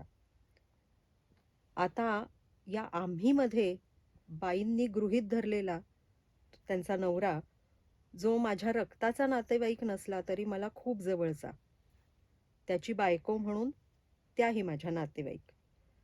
तर त्या नात्याच्या हक्कानं त्या लिहित होत्या. तू मला मुलीसारखी आहेस म्हणून सांगते, आम्ही सदैव तुझ्या भल्याचाच विचार करत असतो. बरं इथपर्यंत ठीक होतं. मग पुढे त्यांची मानसिकता दिसायला लागली. त्यांनी लिहिलं होतं, माझा एक भाऊ आहे, अमुक अमुक गावाला राहतो, प्रॅक्टिसिंग वकील आहे, सांपत्तिक स्थिती उत्तम आहे, 2 मुलं आहेत कॉलेजला जाणारी, तुला काही त्यांचं पाहावं लागणार नाही, फक्त जरासा व्यसनी आहे, म्हणजे अगदी थोडासाच. हां, आता माझ्या लक्षात यायला लागलं होतं सांत्वनपर पत्राचं कारण. पत्रात पुढे होतं, दारूचं व्यसन होतं त्याला, बायको गेली असेल त्यामुळे लागलं असेल कदाचित. पण आम्ही सुट्टीला महिनाभर त्याच्याकडे गेलो होतो तेव्हा काउन्सिलिंग करून औषध पाणी करून त्याला बरंचसं व्यसनमुक्त केलंय. या बाई निवृत्तीनंतर गावी राहताना गावच्या लोकांसाठी व्यसनमुक्तीचं काम करत होत्या खऱ्या नवऱ्यासोबत. पण हे त्या त्यांच्या नातेवाईकांसाठी करत होत्या ते अधिकच उत्तम होतं. पण अशा सगळ्या परिस्थितीत मी त्याचा स्थळ म्हणून विचार करावा अशी मी कुठल्या खाईत पडले होते. राहायला घर होतं, पप्पांचं क्लिनिक होतं, हातात पोस्ट ग्रॅज्युएशनची डिग्री होती आणि मुळातच वरण भात लोणचं बटाट्याच्या कापा एवढ्या जेवणावर सुखी असणाऱ्या मला कुठलं तरी बुजगावणं किंवा थोडंसं व्यसन असलेला, सातारा सांगलीकडे राहत असलेला, मस्त प्रॅक्टिस करून खोऱ्यानं पैसे ओढणारा माणूस नवरा म्हणून काय करायचा होता. मनातल्या मनात डिबेट होत होतंच. पत्र 2दा वाचलं आणि नंतर शांतपणे फाडून टाकलं. तुमच्या मुलीला असं सांगितलं असतं का? हा प्रश्न मी विचारायची सोयच नव्हती, कारण त्यांच्या मुलीचा नवरा तिच्या बापाच्या वयाचा होता. अर्थात तो मुलीचा चॉईस होता आणि मातेचा नकारही नसावाच. अशा सगळ्या मनोवृत्तीत जगरहाटी अशीच असते हे सिद्ध करायला मीच का सापडले होते त्यांना. गाडी घोडे, वाडे बंगले, परदेशी वाऱ्या अशी मेन्यू कार्डची उजवी बाजू बघून लग्न थोडंच करायचं होतं मला. ते न करताही माझं आयुष्य होतंच मला. माझ्या लग्नानंतर एकदाच त्यांच्याकडे जायचा योग आला. तेव्हा मी त्या पत्राची आठवण करून देत त्यांना म्हटलं, रागापेक्षाही वाईट वाटलं होतं मला त्या क्षणी. पण तुला माझं भलं करावंसं वाटलं ही भावना तेवढी खरी वाटली म्हणून मी गप्प राहिले आणि पत्र फाडून टाकलं. माणसं वेगळ्या मुशीत वाढलेली असतात. परंपरा म्हणून आधीच्याच पानांच्या झेरॉक्स पुढे करत असतात. हे सगळं कळत होतंच, तरीही आठवत राहिली टागोरांची कणिका. The world suffers most from the disinterested tyranny of its well-wisher.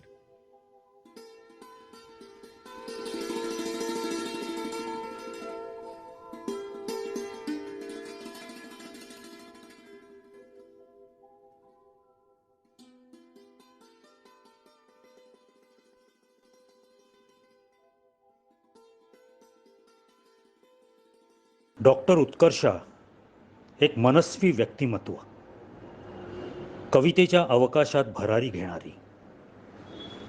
तिला पूर्वीपासून मी पाहत आलोय, पण प्रत्यक्षात भेट अशी कधी झाली नव्हती. आणि ती घडून आली ती गोव्याला 2016 साली गोवा अकॅडमी येथे आयोजित केलेल्या काव्यहोत्र या सलग 76 तास काव्य वाचनाच्या कार्यक्रमाच्या निमित्तानं. उत्कर्षाने आणि श्रीनिवासने या काव्य वाचनात भाग घ्यायचं ठरवलं. कवी अरुण शेवते यांच्या शर्वरीच्या कविता वाचायचं ठरलं. ह्यात बाप आणि मुलगी यांच्या गोड नात्यातल्या कविता वाचायच्या होत्या. त्याची रिहर्सल सुरू झाली ती उत्कर्षाच्या प्रभादेवी येथील क्लिनिकमध्ये. उत्तम तालमी करून आम्ही गोव्याला गेलो. तिथे त्या कविता आम्ही सादर केल्या. उत्तम प्रतिसाद मिळाला. त्याच सुमारास उत्कर्षा तशी मला अशक्त वाटली, पण तिचा खणखणीत आवाज आजही मला आठवतोय. तिचं मराठी भाषेवरचं प्रभुत्व वाखाणण्याजोगं होतं. तिचा मृदू स्वभाव आणि सगळ्यांना बरोबर घेऊन काम करण्याची वृत्ती मी अनुभवली. आज 4 वर्ष झाली तिला जाऊन, पण त्या आठवणी अजूनही माझ्या मनात रेंगाळत आहेत.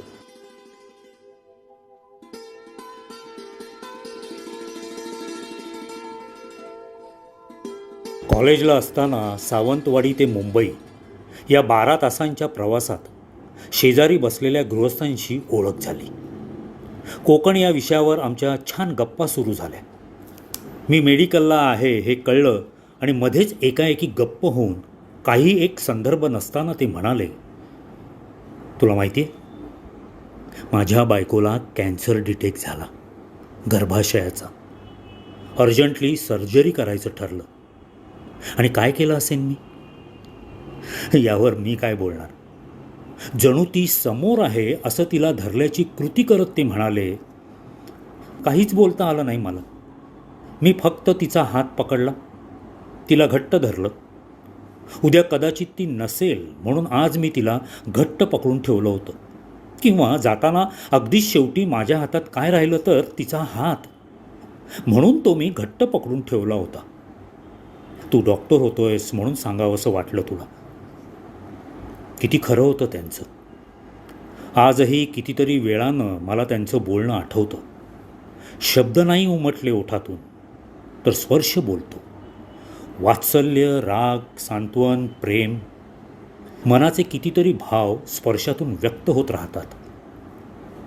अलीकडेच एका वाहिनीवर बघितलेला एक प्रसंग, एका छोट्या मुलाच्या आयुष्यातली गोष्ट.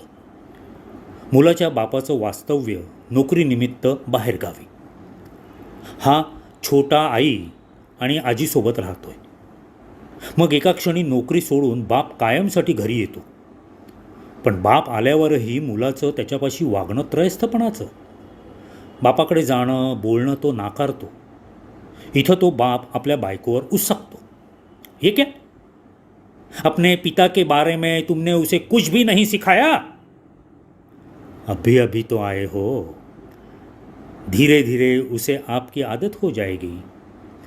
तस्वीर देखना और सामने पाना इसमें फर्क होता है, ती सांगते. मग नंतरचे काही दिवस त्याच्या खोड्यांनी त्रस्त झालेला बाप आईशी रागारागात बोलतोय आणि हे सगळं पाहणारा मुलगा वो अच्छे नहीं है अशी त्याची बापाविषयीची भावना आईपाशी व्यक्त करताना दिसतो. बापाचा लॅपटॉप पाडणं, फाईल्समधली कागदपत्रं अस्ताव्यस्त करणं किंवा खेळताना चुकून बॉलमुळे बापाचा चहाचा कप सांडणं असे आपले नावड प्रदर्शित करणारे बाप लेकातली तेढ वाढवणारे प्रसंग आणि मग पुन्हा त्याचं तेच वो अच्छे नहीं है. त्यानंतर मग काहीच दिवसात मुलाची आई नोकरी धरते आणि अकस्मात आलेल्या त्या एकांतात हळूहळू बाप लेकांची ओळख थोडी थोडी गट्टी होऊ लागते. बापालाही अशा जबाबदारीची अजिबात सवय नाही आणि मुलापाशी तर बापाचं नातंच प्रस्थापित न झालेलं. याच्या खोड्या, त्याचं रागावणं या पलीकडे जाऊन किंवा याची सवय होऊन हळूहळू नातं झुलतंय, आकस कमी होतोय असं वाटत असतानाच तो प्रसंग घडतो. मुलाचं खेळणं उंचावर म्हणजे कपाटावर. ते काढायला तो खुर्चीवर चढतो. हात तिथवर पोहोचतच नाही म्हणून पुन्हा दुसरं टेबल आणून खुर्चीवर ठेवायला जात असताना बाप येतो आणि क्या कर रहे हो विचारतो. मुलगा मेरा खिलौना म्हणत कपाटाच्या माथ्याकडे बोट दाखवतो. एक क्षणभर बाप तिकडे बघतो आणि त्याला कमरेला धरून उंच उचलतो, कपाटाच्या उंचीपर्यंत. मुलाला हवं असलेलं खेळणं अगदी हाताशी आलं आहे, पण ते हाताशी नाही, मागे गेलं आहे असा वेळ काढत तो वर शोधल्यासारखं करतो. बापानं असं उचलून धरण्याचा अनुभव एकदम नवा आणि हवाहवासा वाटणारा. साहजिकच हा सुखाचा क्षण तो लांबवू पाहतो. क्यों मिल नाही रहा क्या विचारल्यावर पुन्हा पुरेसा वेळ घेऊन नाईलाजानं तो मिल गया सांगतो आणि बापानं खाली उतरवल्यावर त्याला मस्त न्याहाळतो. झाली गोष्ट त्याला खूप आवडली आहे हे त्याच्या डोळ्यातनं दिसत असतं. तो शांत आनंद हलकंसं कळेल न कळेलसं स्मित करत त्याच्या चेहऱ्याभर पसरलेलं दिसतं. तो कलाकार मुलगा अगदी 4-5 वर्षांचाच, पण त्याची समज, त्याचं आकलन अगदी परिपक्व. आणि मग त्याला हा सुखाचा ठेवा त्याची किल्लीच गवसल्यागत होतं. बाप काम करत बसलाय अशा वेळी हा मुलगा येतो, सांगतो बॉल ऊपर गए. 1-2दा बाप त्याला उचलून घेतोही, पण नंतर अशाच एका क्षणी बाप काम करत असलेला असतानाच मुलगा येतो, त्याचा हात धरून कपाटापाशी नेतो आणि हात उंच करतो. बॉल. बाप त्याच्याकडे कटाक्ष टाकतो, हात उंच करतो आणि बॉल काढून घेत मुलाच्या हाती देतो. पोर अगदी कोमेजली नजर घेऊन गप्प उभं थिजल्यागत. बापानं उचलून घ्यावं म्हणून त्यानंच जाणीवपूर्वक बॉल कपाटावर टाकलेला. हे साध्य झालं नाही म्हणून दाटून आलेली ती नाराजी. ना तर कळायला, समजून यायला शब्द पुरेसे नसतील, अपुरे पडत असतील तर तिथे स्पर्श किती हवासा असतो हे सांगणारा दृश्य संवाद वाटला मला तो. नितळ निरागस मुलानं आपल्याला हवासा वाटणारा बापाचा सहवास, सहस्पर्श मिळवण्यासाठी केलेली ती क्लृप्ती, काही केल्या विसरता येत नाही आहे तो स्पर्श संवाद. त्या स्पर्शाचं माझ्या नजरेला दिसलेलं रूप अगदी मनाला स्पर्शून जाणारं. कधीकधी काही लहानगी मुलं आजीच्या सुरकुतलेल्या हातावर आपला नाजूक बाळसेदार हात फिरवताना, आपल्या बोटांच्या चिमटीत ही सुरकुतलेली त्वचा धरताना अगदी तल्लीन होताना पाहिली आहेत मी. कदाचित त्या सुरकुत्यांचं खूप आकर्षण असावं त्या मुलांना आणि त्या दोघांना तसं तल्लीन बघण्याचं मला. पण आपल्या आजूबाजूला भिरभिरणारी, अंगाखांद्यावर खेळणारी ही मुलं, नातवंड जेव्हा दूर देशीच्या वास्तव्याला जातात, कायमची किंवा कितीशा अंतरावर स्वतंत्र राहायला लागतात, तेव्हा ही थोरली माणसं त्या चिमुकल्यांच्या स्पर्शासाठी किती तरसत असतील, त्यांच्या स्पर्शाविना किती एकाकी पडत असतील. आईच्या आजीच्या साडीला पदराला तोंड पुसणारी, हात पुसणारी ही पाखरं एकाएकी उडून जातात आणि मग आर्थिक सुबत्ता येऊनही ही म्हातारी माणसं अगदी एकाकी उरतात. मागे कधीतरी वाचलेली ऐकलेली एक गोष्ट. दारी आलेल्या पोस्टमनला एकट्या राहणाऱ्या आजीनी आत बोलावून चहा पाणी दिलं. ख्याली खुशाली विचारली आणि तो निघाला तसं आजीने विचारलं, मी तुझे हात हातात घेऊ का रे? त्याला काहीच कळेना. तर म्हणाल्या, कितीतरी दिवसात माणसाचा स्पर्शच नाही झाला आहे मला. दूधवाला येतो, पेपरवाला येतो, भाजीवाला येतो, सगळे येतात आणि बाहेरच्या बाहेर निघून जातात. मुलं आहेत, नातवंड आहेत, वेब कॅमवर दिसतात, बोलतात, ऐकू येतात, पण त्यांना स्पर्श तर नाही करता येत ना. बापरे, वास्तव असं असू शकतं. पहिलं तीर जवळ आलाय आणि स्पर्श पाखरांचा थवा दूर उडून गेलाय. अशा वेळी काय वाटत असेल त्या एकट्या जीवाला? बंदिस्त फ्लॅटमध्ये नको असलेल्या ऐशोआरामात राहताना, आपल्या प्रियतम व्यक्तीच्या प्रत्यक्ष शब्दस्पर्शासाठी आसुसलेली ही माणसं, त्यांची घालमेल कळण्यापाशी अमृता प्रीतम आठवते मला. अमृता प्रीतम. कहीं पंख बिकते तो हमें दे दो, मुसाफिर या फिर हमारे पास रह जाओ, अशी साथ घालणारी. खरं तर दैनंदिन आयुष्यात जगण्याचं एकदा का रुटीन झालं की असे कितीसे स्पर्श करतो आपण एकमेकांना? फारसे नाहीच, पण निदान संपर्कात तरी असतो, हाकेच्या अंतरावर असतो, स्पर्श करता येण्याच्या कक्षेत असतो. साथ घालताच, हात पुढे करताच उत्तर म्हणून कुणी तो धरेल ही शक्यता असतेच त्यात. पण भरल्या घरात असूनही कधीकधी ही थोरली माणसं स्पर्शाला मुकलेलीच असतात. मुलं, नातवंड, त्यांच्या संसारात, उद्योगात रमलेली. अशा वेळी आपला स्पाऊस, आपला सहप्रवासी सोबतीला नसेल तर एकमेकांच्या अडीअडचणीत आधारापुरताही स्पर्श होण्याची शक्यताच उरत नाही बरेचदा. थव्यात असूनही मग स्पर्श पाखरं हरवलेलीच राहतात.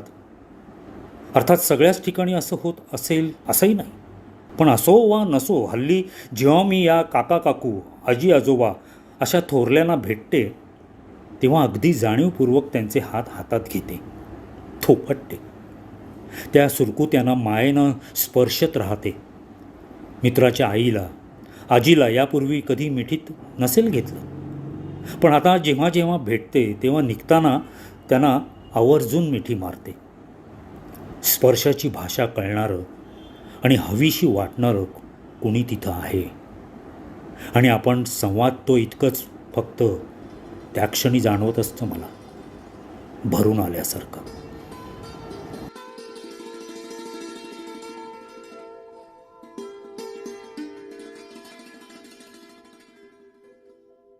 नमस्कार, मी रश्मिता शहापूरकर. डॉक्टर उत्कर्ष बिर्जे यांच्या इवल्या इवल्या गोष्टी या पुस्तकातला मला आवडलेला लेख तुम्हाला वाचून दाखवते. लेखाचं नाव आहे ट्रेनमधलं आईपण. ती भिकारीण नव्हती बरं का, मोलमजुरी करणाऱ्यातली असावी, परिस्थितीनं नाडलेली असावी, पैशाच्या अभावी प्रकृतीची काळजी घेणं बिणं परवडण्यातली नसावी. लंच ब्रेकमध्ये खाण्यासाठी मी डाळिंब घेऊन चालले होते. ट्रेनमधून उतरताना मी तिला ते देऊन उतरली. ती हसली. मी थँक्यू म्हणाले. हसणं त्याच्या त्या स्निग्ध तृप्त नजरेतलंच आठवत राहिलं, आणि त्यांनी केलेले कृतीही. आणि ते वाक्य आठवलंच, आई होण्यासाठी मुलांना जन्मच द्यावा लागतो असं काही नाही. हार्बर लाईनवरची सकाळची 9:13ची ट्रेन, फर्स्ट क्लासचा डबा. माझ्या समोरच येऊन बसलेली ती एकदम अप टू डेट कॉर्पोरेट वेशातली, सुटाबुटातली. ती स्थिरस्थावर होईपर्यंत हातातला वाजणारा फोन गप्प झालेला. तर लगेचच तिने कॉल बॅक केला. प्लीज भाई साहब, अभी घंटे भर में आके जाना, उसके बाद घर में कोई नहीं होगा.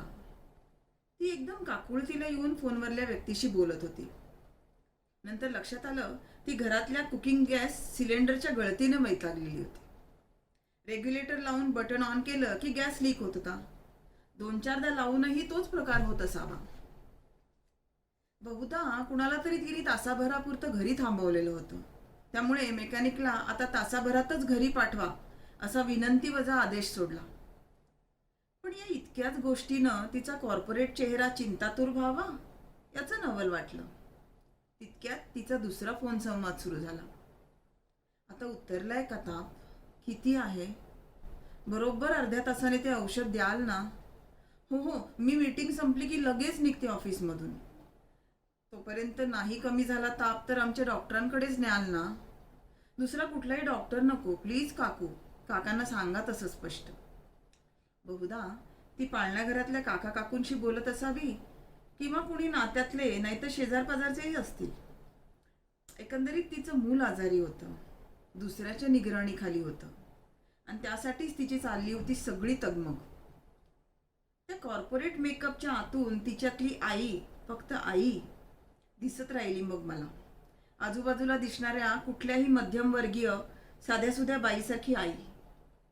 सुट्टी न घेता यावी अशी महत्त्वाची मीटिंग, लहान बाळाचा आजारपण, त्यातल्या अनअवॉइडेबल सिच्युएशन्समुळे ती सैरभैर झालेली कळत होती.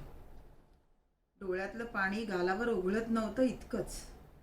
भिरभिरत्या नजरेने ती तिच्या मुलालाच बघत होती ट्रेनच्या खिडकीतून.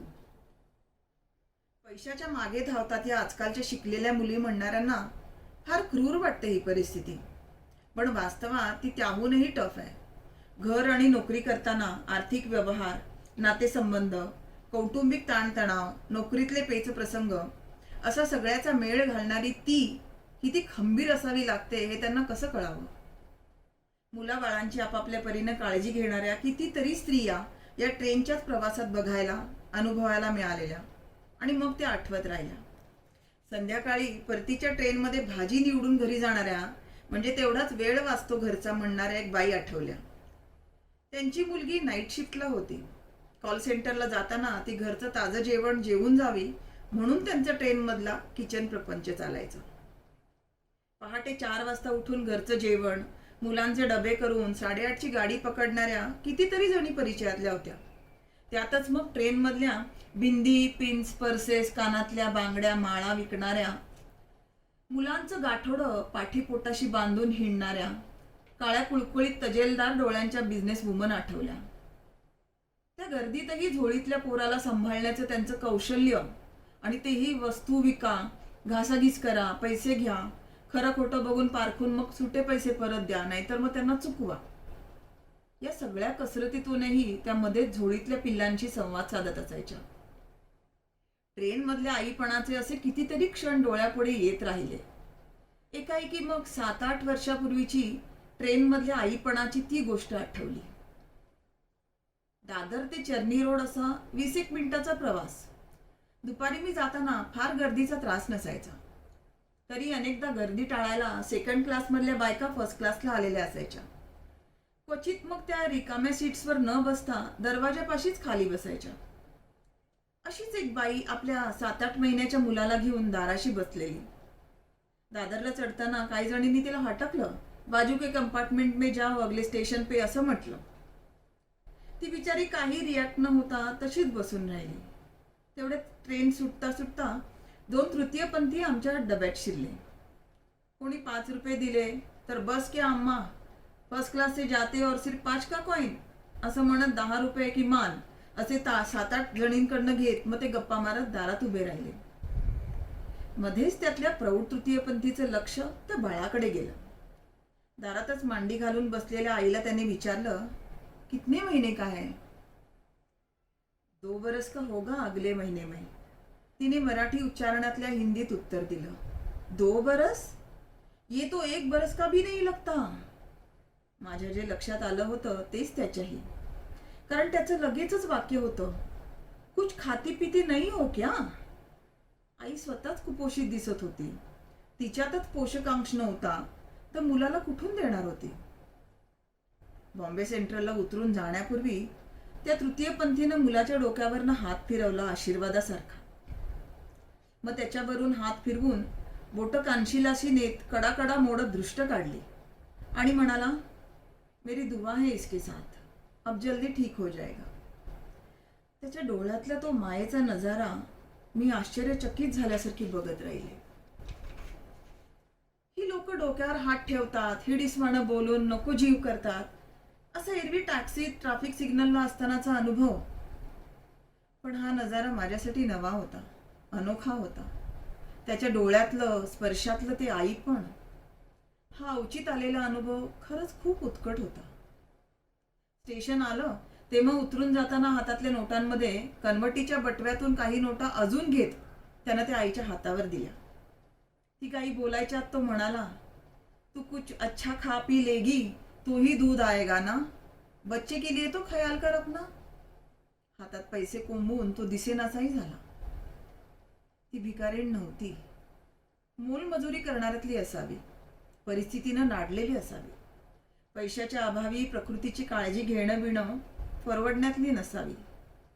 लंच ब्रेकमध्ये खाण्यासाठी मी डाळिंब घेऊन चालले होते. ट्रेनमधून उतरताना मी ते तिला देऊन उतरले. ती हसली. मी थँक्यू म्हणाले. हसणं त्याच्या त्या स्निग्ध तृप्त नजरेतलंच आठवत राहिलं आणि त्यानं केलेली कृतीही. आणि ते वाक्य आठवलंच, आई होण्यासाठी मुलांना जन्मच द्यावा लागतो असं काही नाही.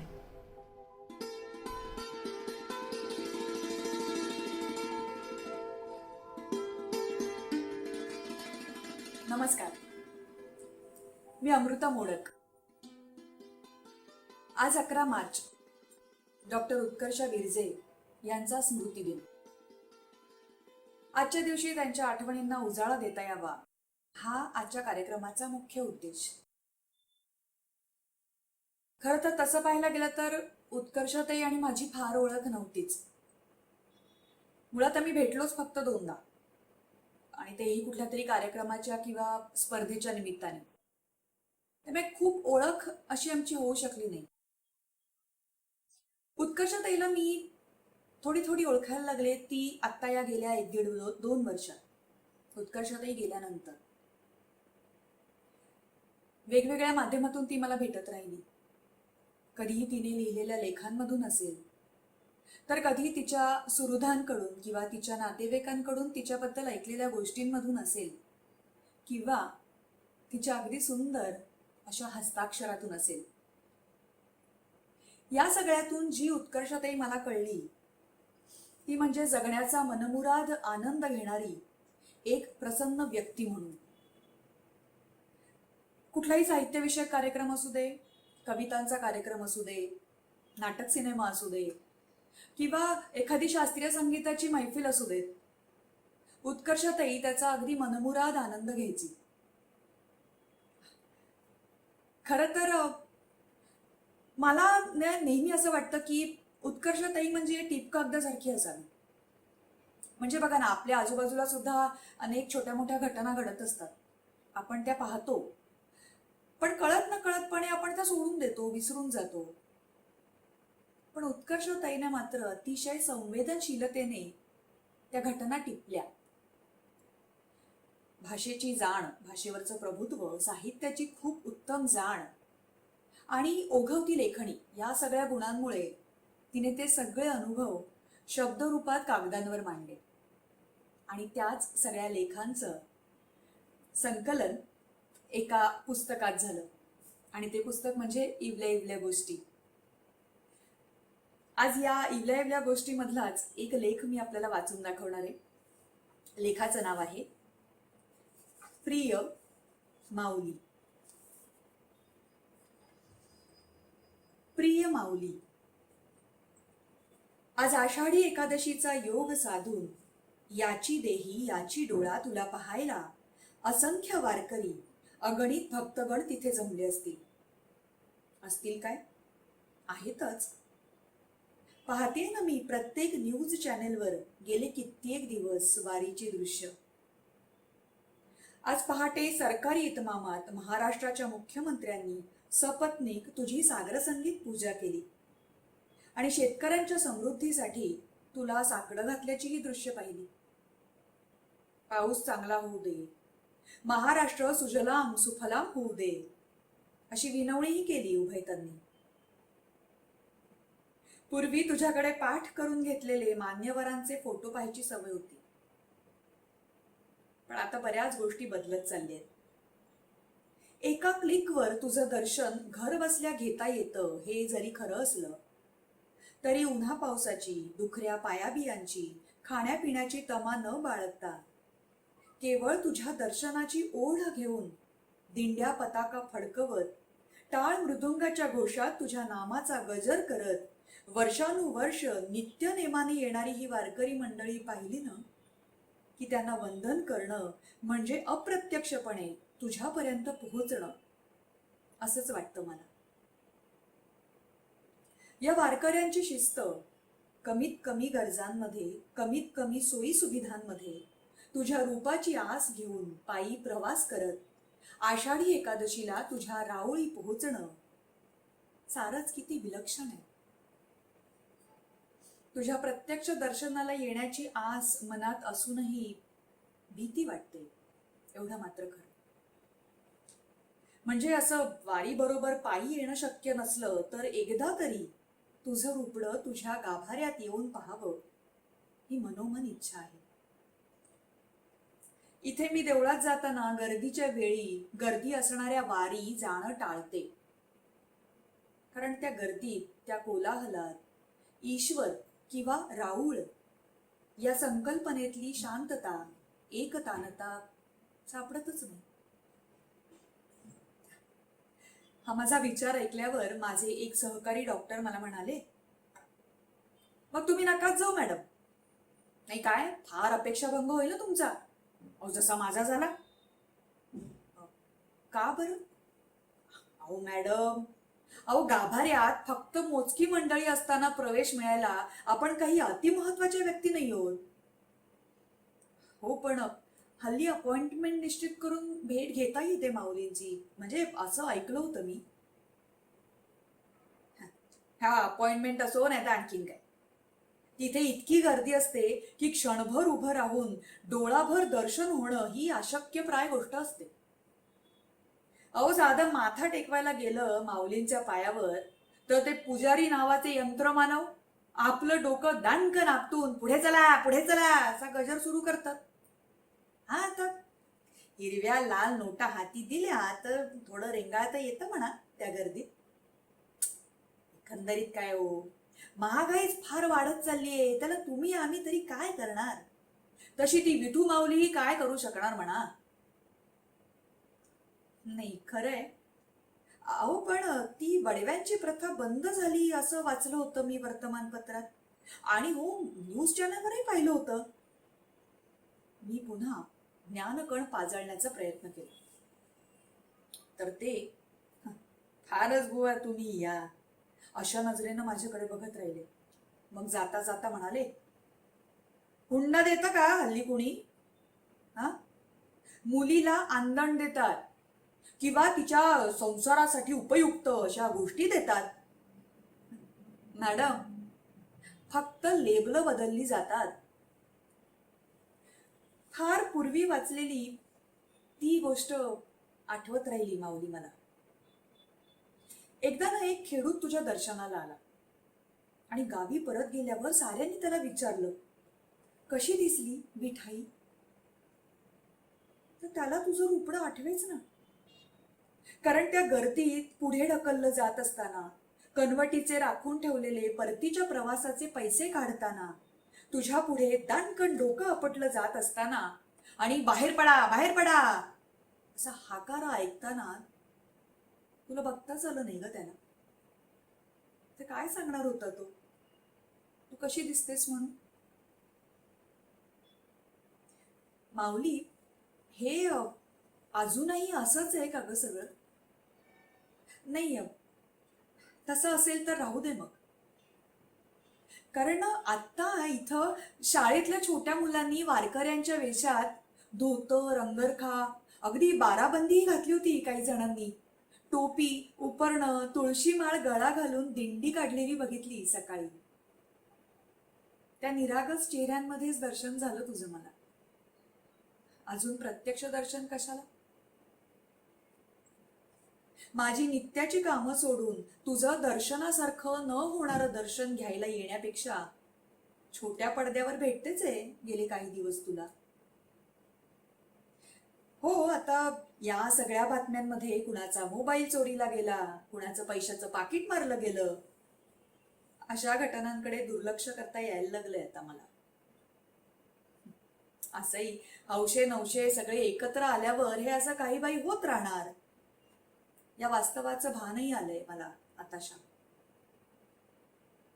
12-14 वर्षांपूर्वी आकाशवाणीवर आरोग्य सेविकांची वारीतली कामगिरी असा संवाद ऐकताना त्यातल्या एकीनं कॉन्डोमचा स्टॉक गेल्या वर्षीपेक्षा जास्त ठेवला तरी कमी पडतो हे सांगितलेलं ऐकताना डॉक्टर असूनही शुभ्र धवल आणि रंगीबेरंगी वस्त्रांकित वारीतली ही ग्रे शेड सत्य म्हणून स्वीकारायला फार वेळ लागला होता.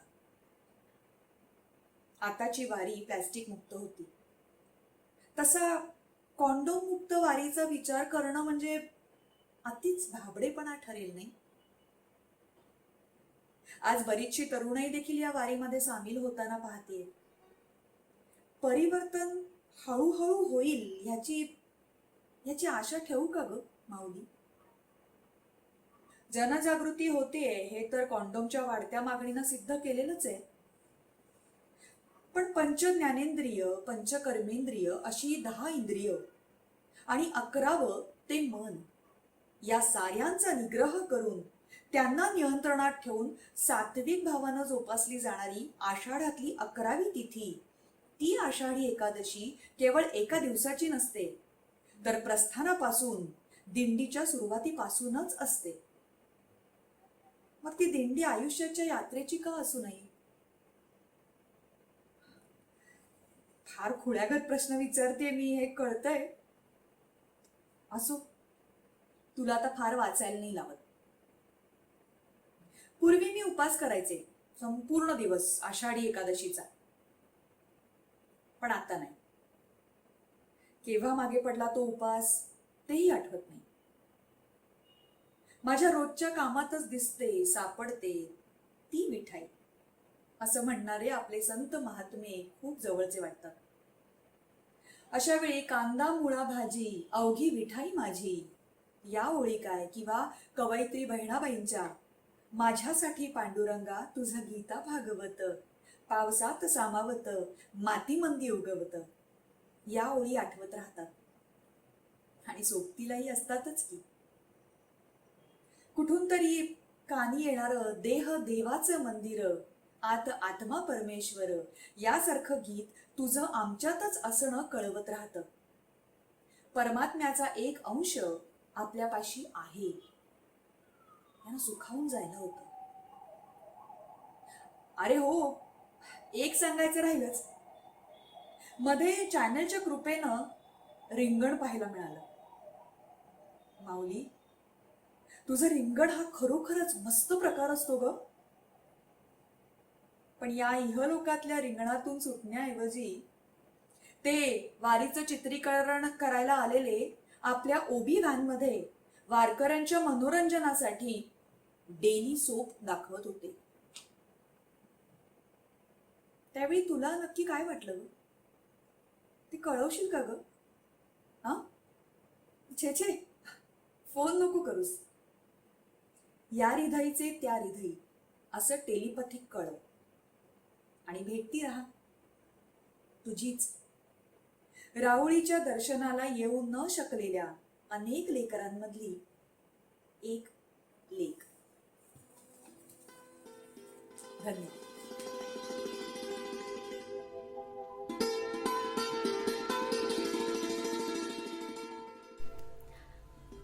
उत्कर्षाताई अशीच पुरोगामी विचारांची. तिच्याबरोबर गप्पा मारायला बसलं ना की पुस्तकं, कविता, चित्रपट, मालिका सगळ्या विषयांवर बोलणं व्हायचं. तेवढ्यावरच नाही तर ती स्वतः डॉक्टर असल्याने ती इतक्या गोष्टी सांगायची की काय खावं, व्यायाम किंवा एखादी गोष्ट कुठल्या वेळेस कशी करावी. आयुर्वेदिक डॉक्टर म्हटल्यावरती तर आपल्याला सगळ्यांना माहीतच आहे की आयुर्वेद हा केवढा मोठा विषय आहे आणि त्याचं त्यांना खूप नॉलेज होतं. त्याच्यामुळे ती ते सतत सगळ्यांना ते ज्ञान ती देत राहिली, सतत दुसऱ्याला मदत करणारी. आणि आम्ही दोघी बसलो की नेहमी म्हणायचं की माणसानं इम्पल्सिव्ह असावं. ती स्वतः लिहित होती, ती उत्तम वाचक होती. असे सगळे गुण एका व्यक्तिमत्वात असणं कठीण आहे आणि अशी व्यक्ती आपल्या आयुष्यात येणंही कठीण आहे. पण माझ्या आयुष्यात आली उत्कर्षाताई.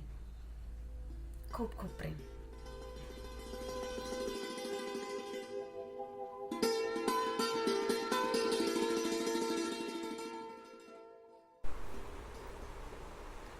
नमस्कार, मी शर्वाणी पिल्ले.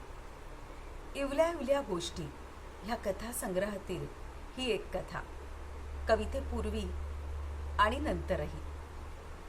ग्रंथोत्सव की असाच कुठला तरी साहित्य सोहळा, नक्की आठवत नाही, पण या सर्वांचा आनंद घेता येणारी ती माझी मैत्रीण. मराठी साहित्याची आवड, जाण असणारी, लिहिता हात असणारी, भरभरून दाद देता येणारीही. पण आवडत्या कवितांचा विषय निघाला आणि मी नेहमीच्या लाडक्या कवितेचा म्हणजेच तेव्हा एक कर या सुर्वेंच्या कवितेचा उल्लेख करता क्षणी ती उद्गारली, छे, एकदम दांभिक कविता.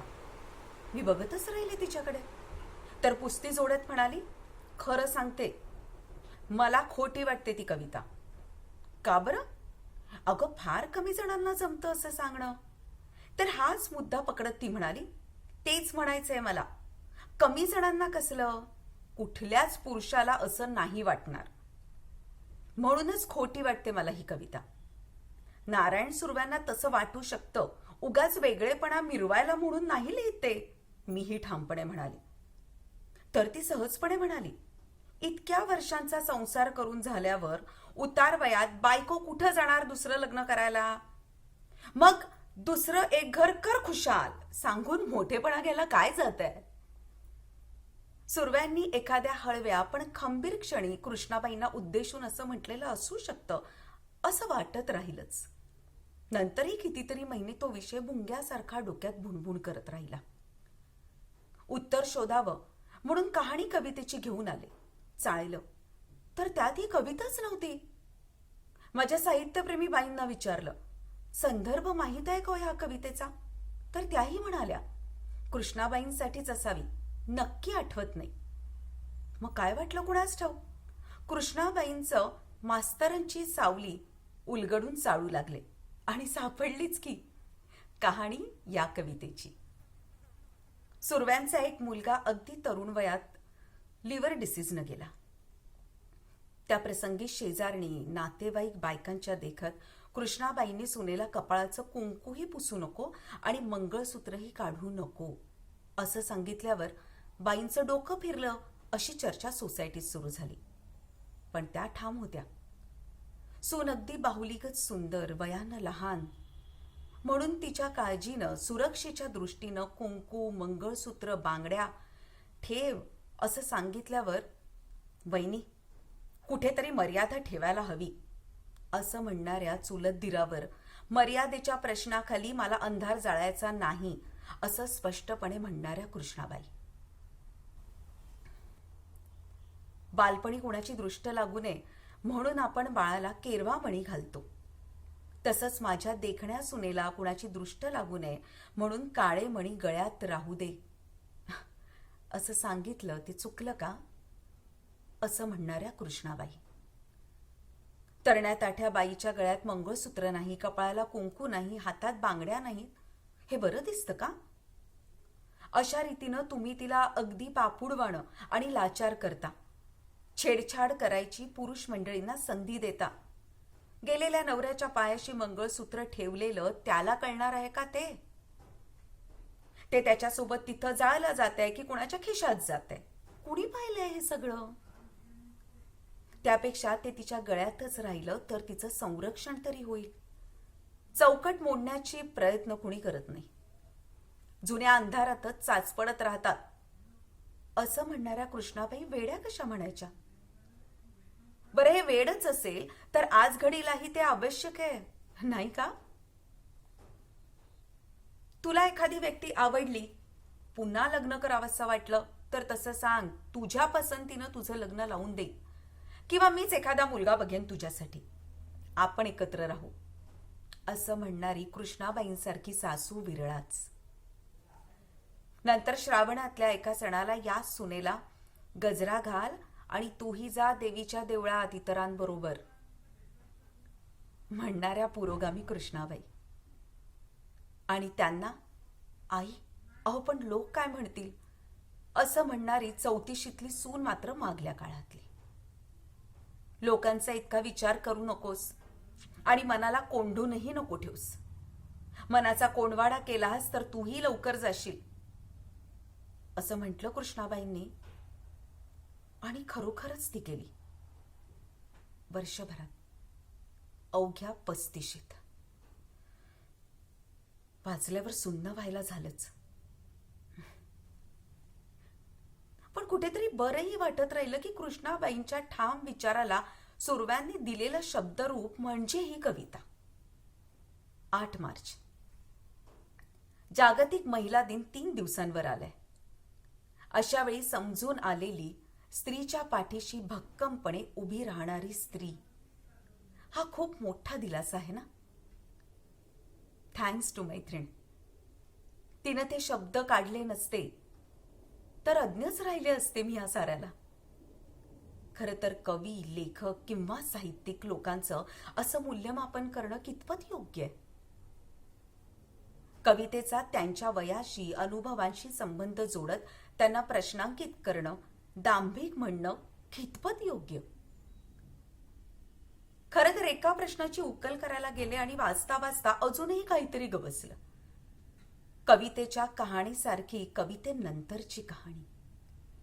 शाळेत मुलाचं नाव घालताना बापाचं नाव विचारताच तुमचंच नाव लिवा असं मास्तरांना सांगणारी सुरव्यांची कविता. आणि त्या संदर्भातला त्यांचा लेख साप्ताहिक सकाळमध्ये वाचल्यावर त्यावरची प्रतिक्रिया म्हणून मागासलेल्या वर्गातील गरीब पण शिक्षित मुलाने पाठवलेल्या पत्राची ही गोष्ट. त्यानं आपल्या आईला उद्देशून म्हटलं होतं, आई, तू असं जीवन जगलीस म्हणून आम्ही सुखाचे दिवस पाहिले. तू स्वतः असं आयुष्य भोगून आम्हाला सुशिक्षित केलंस.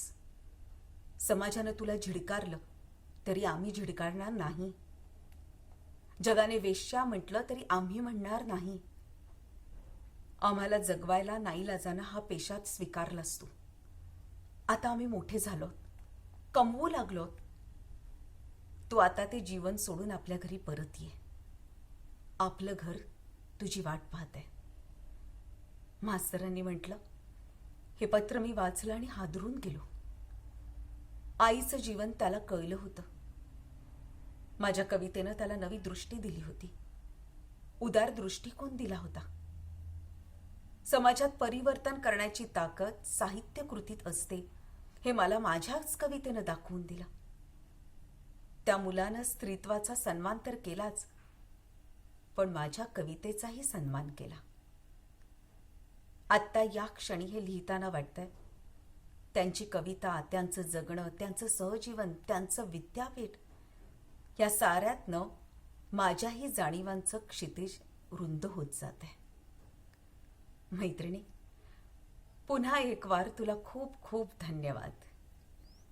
तुझ्यामुळेच तर सारं शोधून वाचता आलं आणि हे लिहिताही आलं ना.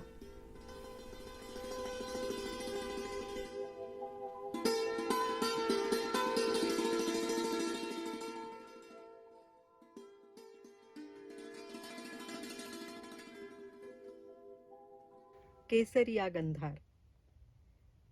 केव्हापासून तो रंग मला आवडतोय नक्की नाही सांगता येणार, पण न कळत्या वयापासूनच त्या उगवतीच्या रंगाचं असणं सुखावून जायचं इतकं मात्र आठवतंय. कळत नकळत माझ्या पेहरावात, खाण्यातही तोच रंग, त्याचा स्वाद आलेला असायचा. गोल्डन ऑरेंज रंग. रंगाच्या आवडीतून रसनेला स्वाद कळला होता की काय कोण जाणे, पण ऑरेंज स्वाद अत्यंतिक आवडायचा. दिवसाला किमान 1 गोल्ड स्पॉट म्हणजे संत्र्याच्या स्वादाचं शीतपेय हा माझा खुराक होता. शाळेतून येताना बिल्डिंगच्या तळाला असलेल्या इराण्याला 1 गोल्ड स्पॉट, 3रे माले पे ही ऑर्डर देऊनच ही कष्टकरी विद्यार्थिनी घरात आलेली असायची. मागूनच लोखंडी ओपनरनं ती काचेची बाटली विशिष्ट लयीत वाजवत वाजवत हॉटेलचा बॉय आलेला असायचा. दुपारच्या उन्हातून आल्यावर मिळालेला तो संत्र्याचा स्वाद, गोल्ड स्पॉटचा घोट अन घोट या छोट्याशा जीवाला ऑरेंज ऑरेंज करून टाकायचा. माझं तेव्हाचं थंडा ऑरेंज प्रेम आजूबाजूच्यांना इतकं माहीत होतं की शेजारचा आवी मामा मला गोल्ड स्पॉट गर्लच म्हणायचा. अजूनही भेटला की, ए गोल्ड स्पॉट कशी आहेस असं म्हणतो, अगदी आजही. रुसून बसले आणि जेवण नको म्हटलं की तो मिनी उपवास, मिनी भूक हडताल तो समाप्त करायला लावण्याचा मंत्र पप्पांना पाठ होता. ते दुपारी क्लिनिकहून येताना स्वतःच गोल्ड स्पॉट घेऊन यायचे. मग कितीही निग्रह केला तरी क्षुधा निग्रहाचा दी एंड व्हायचाच व्हायचा. कॉलेजच्या वयात गोल्ड स्पॉट हळूहळू कमी होत गेला, पण संत्र्याच्या स्वादाचं कॅडबरी चॉकलेट हा त्या वयातला माझ्या भूक हडताळाला हाणून पाडायचा उत्तम पर्याय तोपर्यंत पप्पांना गवसलेला होता. शेजारच्या गुलाब मम्मी मला आवडतात म्हणून श्रीखंड गोळ्या, लिमलेट ऑरेंज गोळ्या आवर्जून राखून ठेवायच्या. केशरी रंगातल्या त्या श्रीखंडाच्या गोळ्या आजही दुकानात दिसल्या की मी घेतेच घेते. अजूनही बरेचदा त्या माझ्या पर्समध्ये ठाण मांडून बसलेल्या असतात. आजही खाद्यंती करताना फलाहारामध्ये केशरी रूपातली फळं म्हणजे आंबा, पपई आणि अर्थातच संत्री मला जास्त हवीशी वाटतात. पण आता आयुर्वेदाची अभ्यासक असल्यामुळे संत्र्याचं आईस्क्रीम खायला मनाई आहे बरं का, अशी सक्त ताकीद देऊन ठेवली आहे मनाला. तरीही नागपूरची संत्र्याची बर्फी आली समोर की मग आयुर्वेद की संत्रा बर्फी यातलं एकच निवडायचं म्हणताना हातामध्ये संत्रा बर्फीचा तुकडा येतो हे मान्य करायलाच हवं मला. पेस्टल केशरी, भगवा, गोल्डन ऑरेंज, लेमन येलो अशा सगळ्या ब्राईट रंगांसोबत श्वेत शुभ्र रंग ही जोडीनं आवडतो मला. म्हणूनच की काय, लग्नाच्या साडी खरेदीला गेले असताना आम्हा दोघांच्या पसंतीनं केशरी काठपदर असलेली श्वेताभ पटोला घेऊन आले होते. त्यावर पारंपरिक विचारांच्या मावशीनं तर शिव्याच घातल्या होत्या प्रेमाच्या. लग्नाला पिवळीच साडी हवी म्हणे. अर्थात तोही रंग मला वर्जन असल्यामुळे अजून एका साडीचा खर्च सोसावा लागला होता.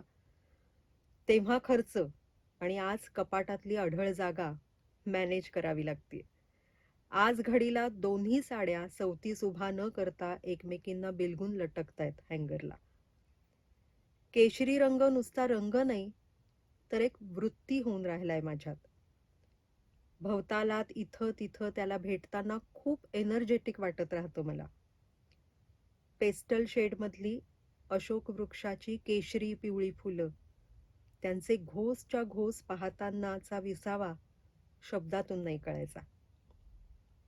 बोगनवेलीच्या फुलांचा क्वचित आढळणारा शेंद्री रंग, फ्लेम ऑफ फ्लॉवर नाव सार्थ करणारी पलाश पुष्प, ऑरेंज गुलमोहर आणि जीवाला भिडणारं शुभ्र केशरी प्राजक्ताचं फूल, हे सगळे उत्सवी रंगच उधळत राहतात नजरेत आणि मनात. मावळतीचे उजळतीचे रंग ही ऊर्जा देत राहतात. प्राजक्त पुष्पाच्या या श्वेत शुभ्र केसरियांची रंगसंगती बहुधा वृत्तीतही उतरलीये माझ्या, की तशी ती आहेच, असावीच आधीपासून माझ्यात. कारण प्राणांतिक उसळलीये म्हणताना अवचित शांतही होत जाताना मी स्वतःला अनुभवलंय. अग्निदेवतेचं कुठलंही रूप, मग ती थंडीत पेटलेली शेकोटी असो की होळीच्या लसलसत्या ज्वाळा, ते रूप आकर्षून घेतच मला. चुलीतले रसरशीत निखारे, कणीस भाजलं जात असताना त्याच्या चहूबाजूंनी दिसत राहणारं सानुल्या अग्निशिखांचं नर्तन, त्यांचे तत्कार विलक्षण लोभच दिसत राहतात, नजर खिळवून धरतात. मात्र त्यांचंच रौद्र रूप, जंगलातला वणवा, कधी काळी दुरून पाहिलेला पण धास्तावून जातो जीवाला. इतिहासाच्या पानांमधून भेटलेला रजपूत रमणींचा जोहार, सती प्रथेतला अंगार, तो मात्र धुमसवून टाकतो आजही. मनातल्या नाजूक भावनेचा रंग, प्रेमाचा रंग, गुलाबी लाल, ज्यांना वाटतो त्यांना वाटू देत, पण माझ्यासाठी मात्र केसरिया आहे त्याची छटा. केसरिया बालमा हा राजस्थानी मांड ऐकताना प्रिय व्यक्तीचं केसरिया असणं, प्रियतमाला केसरिया संबोधणं सुकून देत राहतं जीवीच्या जीवाला. लहानपणी पहिल्यांदा मातीत झाड लावायला शिकले ते अरूपाचं रूप अजूनही मनामध्ये. कुंडीमध्ये लिलीचा कांदा लावला होता आणि त्याची निगराणी करत होतेच, एक दिवस फिकट केशरी रंगाची कळी धरली होती त्या हिरव्या पातीला. आपण लावलेल्या झाडाला आलेलं पहिलं फूल. पेस्टल केशरी रंगातली ती 2 फुलं पाहणं, अनुभवणं हा माझ्या लहानशा आयुष्यातला उत्कट आनंदाचा क्षण होता. म्हणूनही असेल कदाचित, सृजनाचा आणि प्रेम या भावनेचा रंग अजूनही केशरीच वाटतो मला. इतकंच काय, सर्वसंग परित्याग करून निघतानाही या भगव्या छाटीचा मोह असेलच मला. या केशरीपणाची ओढ लावणाऱ्या कवितेच्या ओळी खूप उशिरानं वाचनात आल्या. या केशरीपणाची ओढ लळा होताच केव्हाचा, पण त्यातलं अद्वैत समजलं, उमगलं ते मात्र शंकर वैद्यांच्या कवितेपाशी. अत्यंत मोजक्या शब्दांची कविता, अगदी साधी सोपी. विखुरलेल्या फुलांना सलग ओळताना आपलं शुभ्र अस्तित्व अगदी सहजी विसरून जाणारा तो धागा, त्यांच्यातल्या नात्याचं केशरी पण महसूस करायला लावणारा. त्यातल्या झेंडूच्या साध्या सुध्या फुलांपाशी सुवास नसेल, पण या कवितेतला केशरी गंधार आजतागायत अंतरंगात झिरपत राहिलेला. तू दोऱ्यात झेंडूची फुलं ओवत होतीस, माळ गुंफत होतीस. फुलं ओता ओता सगळा दोरा केशरी होत गेला. तुझ्या माझ्या संबंधात मला एवढंच सांगायचंय, हे केशरी पण खूप उंचीवर घेऊन जातं केशरी रंगाला, हो ना?